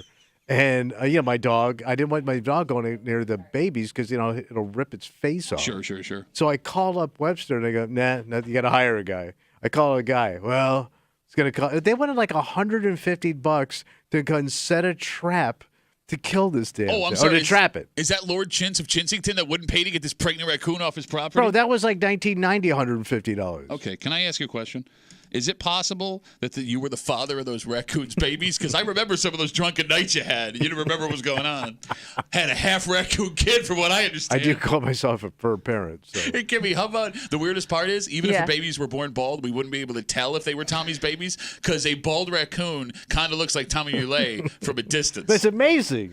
Joke. Different joke. Keeps coming Much back. Much better joke. Just spray paint on a joke. 252 WCMF 252-9263. We're talking raccoons or raccoons here in the break room on CMF. There are some animals that are cute and leave us alone, so we do look out for them. Deer, most birds, squirrel, chipmunk. Oh, bunny is number 1. There are your animals that are cute but can be dicks, so we don't like them. Your geese and your foxes. Okay. And then there are the ugly-ass animals that no one wants any part of. Your coyotes, your turkeys, things like that. Where does the raccoon fall on cute, those three? But could be a dick. Like, don't mess with the raccoon, but it's adorable. So you look at a raccoon as you look at a geese or a fox. I like to look at it and think how cute it is from far away. Because if you ever seen the little videos somebody has food and the raccoon comes up and takes the cookie out of their hand or something. Sure. Adorable. But I'm not getting near they can flip one of those things. So think of those raccoons like a drunk Saturday night West Side barfly. She cute, but she could take a goddamn hand off. So we're getting raccoon facts. Mandy writes us on Instagram. Mandy know about raccoons. She sent me a profile for Louis the Raccoon, which has his own Instagram raccoon, and she says raccoons aren't nasty and they love to be in trees. They're So nasty. you probably did knock up that raccoon. It was just looking for support payments. It almost ate my Caesar salad.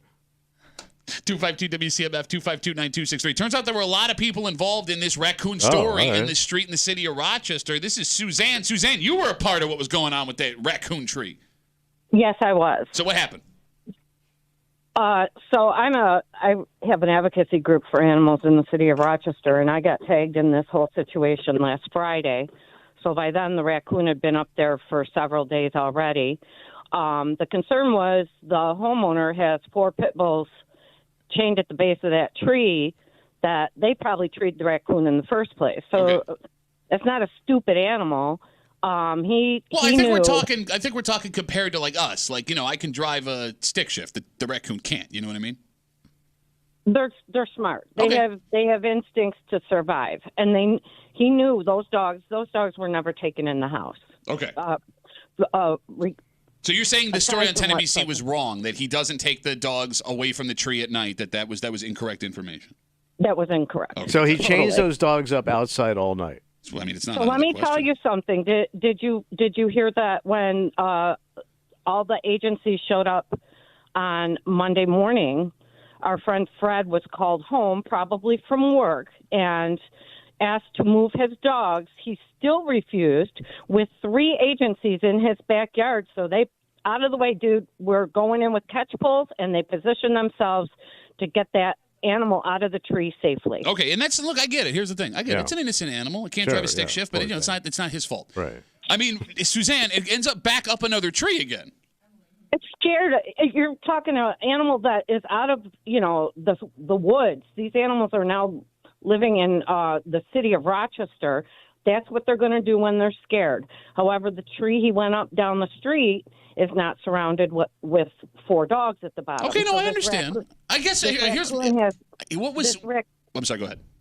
The raccoon has complete ease to come down, and they're a nocturnal animal, so he's going to make most movement at night and come down and do his thing and then go into hiding again for the day. All right. I guess what surprised me about this story is, like I said, we have a power ranking of animals that people seem to care about the most. I was unaware that raccoon was that high on the list, Suzanne.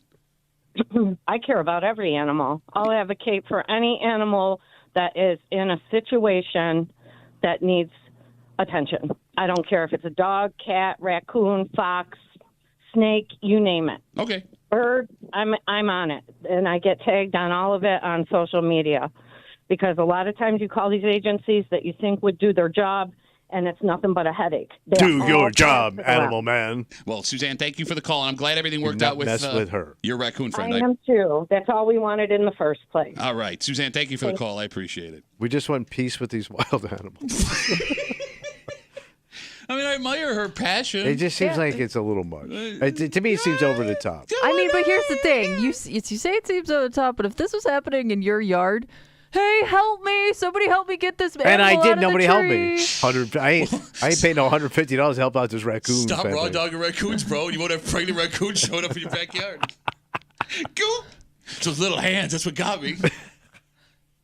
252 WCMF 252-9263. I mean, it is strange to me, to go further on the point that you just brought up here, that multiple people went to the mat in this neighborhood for raccoon. But these people have like societies where they get these alerts. Like that's another great they're point. sitting around eating breakfast and they get an alert. They drop their coffee and they run down. I guess what they're passionate about. I didn't know there was like a hotline for these people. I should have called them. Well, yeah, but then they would have done a DNA test. You would have had a lot of explaining to do. I also had to feel like they probably don't do much but like hold hands and chant. I mean, she helped the raccoon. Like will the animal down. Like it's not going to work. It's going to be a very passive way. You think they're half witches? Is that what you're doing? Like sometimes they get this passive way of doing things that just doesn't work. What are you talking about? He has no idea. He wants to be mad, but we're going to hold hands and pray for this thing. 252 WCMF 252-9263. Let's take one more call. We're talking about raccoon drama in the city of Rochester. Raccoon up a tree, dogs in a backyard. Guy who owns the dog says, I'm doing nothing wrong. Right. Neighbors and now advocates that are calling the show say that's not true. Story on 10ABC has incorrect information. According to the women calling the show, raccoon gets down. He's back up another tree. And here come the advocates. Smart raccoon, even though he can't drive a stick shift. That did not work on her. I thought that was funny. She didn't think so. She was not happy with that joke. You think those people have a sense of humor? So maybe. No, anybody that rescues things don't go to comedy clubs. So your wife doesn't go to comedy clubs? No, she hates me. 252 WCMF. Humor. Let's take one more call. Emily's got the last raccoon word on CMF. Emily, how are you? Hey, it's a good day. Waiting to hear about this raccoon story. Raccoons are adorable. Yes, they are. I love all animals, but they are vicious, they are evil, and their spit contains what causes coonhound paralysis. It's real, and if I was that guy, I'd say, let me put my dogs in so you can get this raccoon out of here. Okay. My dog suffered coonhound paralysis, and it was no fun. We were lucky to get him through it. Oh, well, that's good. What happens to the dog? Paralysis. No, kind of built into the name. Hey, why don't you let the woman tell the story? Oh, yeah, all of a sudden the dog develops an attack to tap dance. An attack to tap dance? Honey, hello, my baby. It's singing too. I would think that the dog talking would be more amazing than tap dancing ability. Emily, what happened to the dog? It went stiff.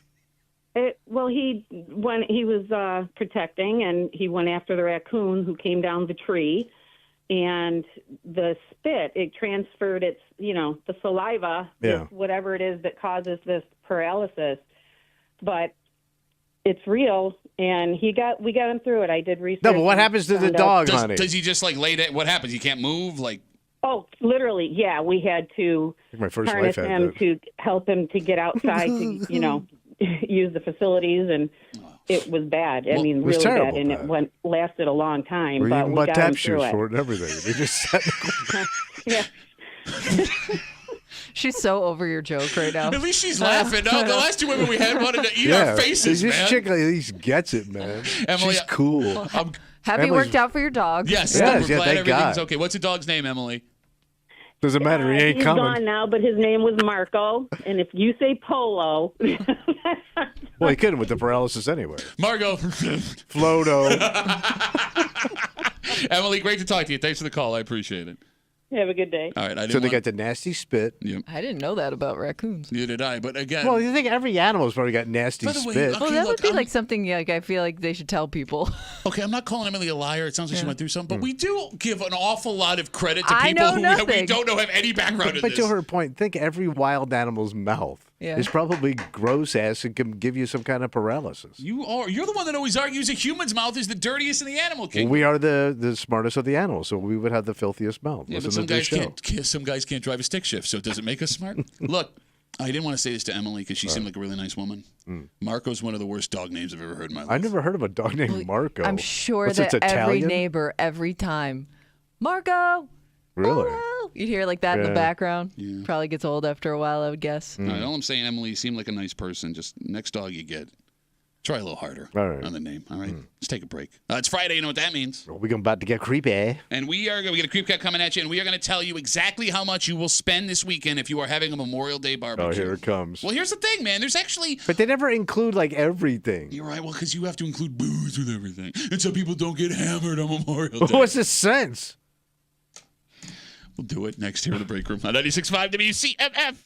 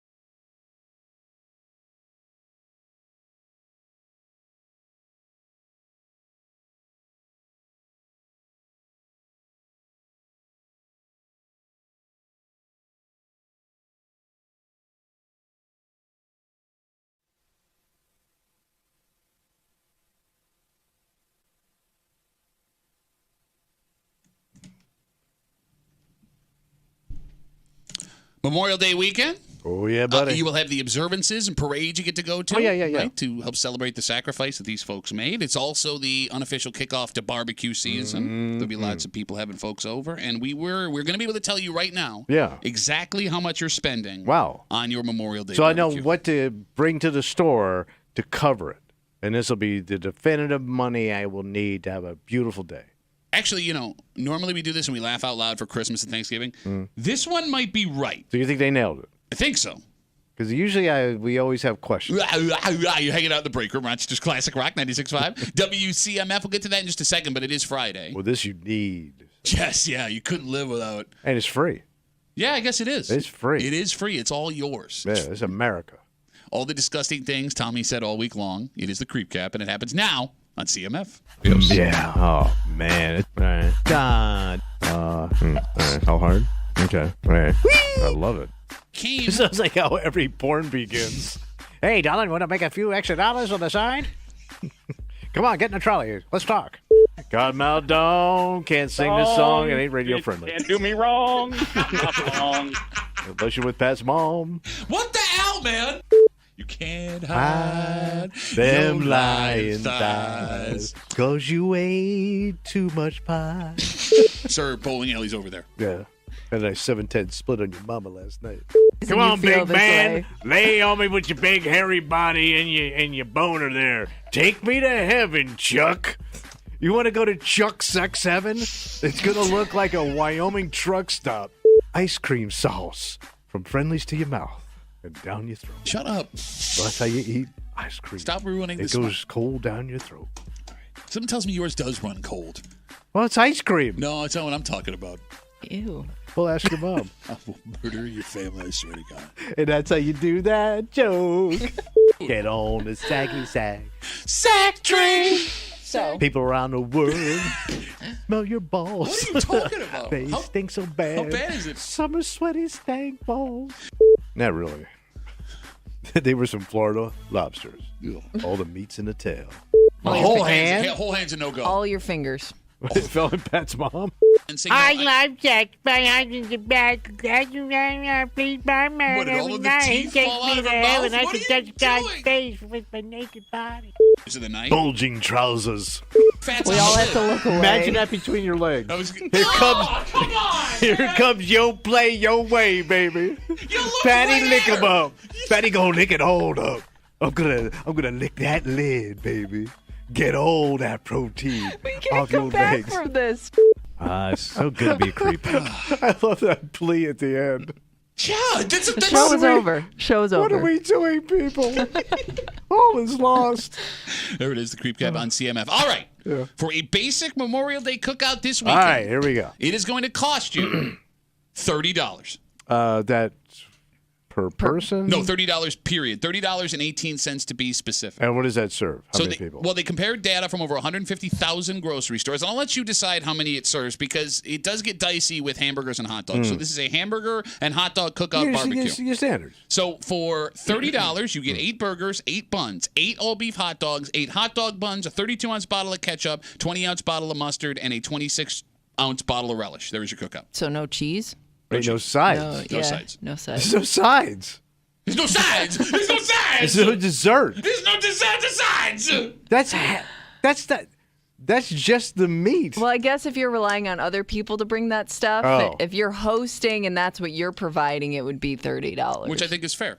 All right, so everybody brings a side. All right, let me ask you a question. 8 dogs, 8 burgers. How many people does that feed Kimmy for a barbecue? 4 tops. Wait, you're saying everybody Oh, gets... 4 dogs and 4 burgers? I want my 2 dogs and my 2 burgers. I want Okay, that. well, I'm just thinking of my husband alone. He's going to want at least one of each. And that's Possibly- like, he's not even going to be happy with that. Yeah, possibly at least like 2 of one or 3 for him. I'm going to But say feeding like that boy's like showing up at Gatorland with one hot dog and thinking that's going to cover it. They're all going to come snapping. it covers like 6 people.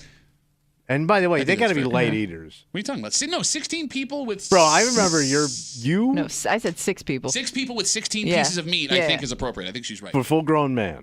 Yeah, because that's going to let somebody have 2 hot dogs, 2 burgers. Somebody's going to want just a hamburger. Somebody's going to want just a hot dog. That fits. 6. You right? 6 people. 16. But you're right at the line. Yes. You know what I mean. You're not going to have many leftovers. You don't have any fudge room. No, but here's the thing: you don't want to have cookout leftovers because those things suck the next day. Like you want to be able to cook exactly the amount of burgers and dogs. But if somebody wants something else, you drop one. Oh, you want something else? McDonald's is down the street. Get that out of my house. What am I? What if you drop something and then what? And it's hard, you make sure nobody's looking. You pop it back on the grill. I mean, that's what you do. This also doesn't include alcohol. No. Which I'm guessing you would be providing at least some of it if you're hosting. They never include alcohol on the what it's going to cost meter. So this is just meat and buns and condiments. But I think Kimmy's right. Like if you're providing the meat, maybe you produce one side. It's on everybody else to bring something, right? Is that fair? That's legit. All right. All right. So what's funny is, of course, the price of everything is up. Hamburgers up 15%. Buns are up 1%. No change in hot dogs, but what's in hot dogs anyway. Mm-hmm. Can you guess of the condiments which is going to have the highest jump from last year? So what are they? So ketchup, mustard, relish. That's hard to. I mean. How hard is mustard? Mustard's cheap. Okay. I'm going to go relish. Okay. I'm going ketchup. Okay, you're going ketchup. You're already wrong. He nailed it. I was going to let you not embarrass yourself, but you just jumped in. Well, there's I more thought to it was a trick question. Well, there's more to relish. No, it's not. It's just cut up pickles. Right, but it's a lot more than just like squirting out your ketchup. No, it's way harder to make ketchup and mustard than it is to make relish. I don't know. Is it? I don't know. Ready? Here's a pickle. Chop, chop, chop, chop, chop. Relish. Well, why is it up? Because of the pickle? No. Well, it is because of the pickle. The rise of the pickle? Relish is up 49%. Wait, why? Where does it come from? Saudi Arabia? Because there is a pickle shortage. Oh, your mom got in the field? Damn it! Oh, she's the best one at the Gherkins factory. Tasting all them dills.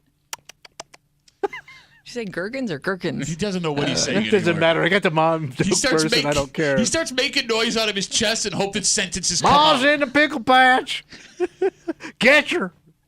No, she went up the damn tree, man. Get them dogs inside. Oh, that woman Suzanne just called back and she is furious with you. Moms are smarter than you think. Can't drive a stick shift and the damn sure can't parallel park.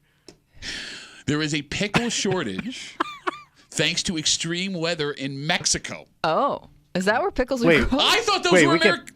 We get pickles from Mexico? Okay, I'm telling you right now. There is an extreme weather in Mexico has led to a pickle shortage, which has led to a 49% increase in the price of relish I did not know this that's year. where we got our pickles. Neither did I. I thought pickles were an American food. Yeah, it says they were invented here. The largest producers, they're grown in more than 30 states. Okay, well, hold on. Now we're about to get in a fight.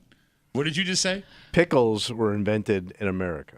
Taking the cucumber and pickling it. Michigan is the top producer of pickling cucumbers. Oh, no. That's not. I understand that we probably the whole make process a lot of pickles. was started here. There's It's no an way that American- we invented pickles because cucumbers is an old vegetable, and pickling is a process to keep things from going bad. But they did a lot of things with the pickles. Some of them, the women got long. I'd be willing to bet my entire salary that we did not invent pickles. Pickles have been around since ancient Mesopotamia.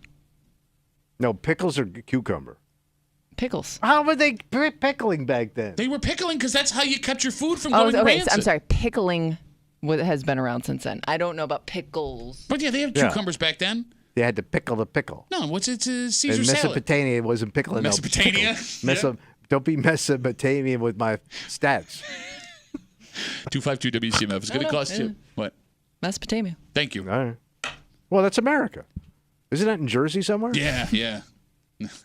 Like Chris Christie's house. Man, it never touches a pickle. 252 WCMF. 252. Yeah, look now. He's going to try and do modern political jokes. Hey, babe. Let's go back to 2005. How about this Chris Christie joke over here, huh? Hey, he was just governor. How about that, Jack? He hasn't been governor in a decade. No. Kimmy, let's Google when Chris Christie was last governor. How about that Jack Kevorkian, too, huh? Man. Baby Jessica's down a well, Tommy Muley. It's not that far back. How about that Brian Adamson? Everything I do. He left office 2018. So 8 years. 6 years.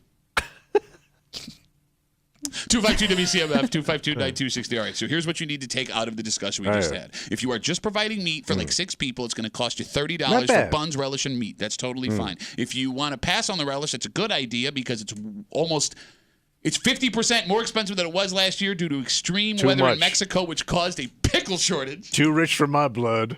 And if you are Tommy Muley, he really, really wants sides with his meat, even though he's not eating any of it, you bitch. He's also not eating the buns. You're But here's the wasting thing. buns on this man. Oh, it's And not I bring it back up in the every day. year, What? and I'm going to bring it up again. Go ahead.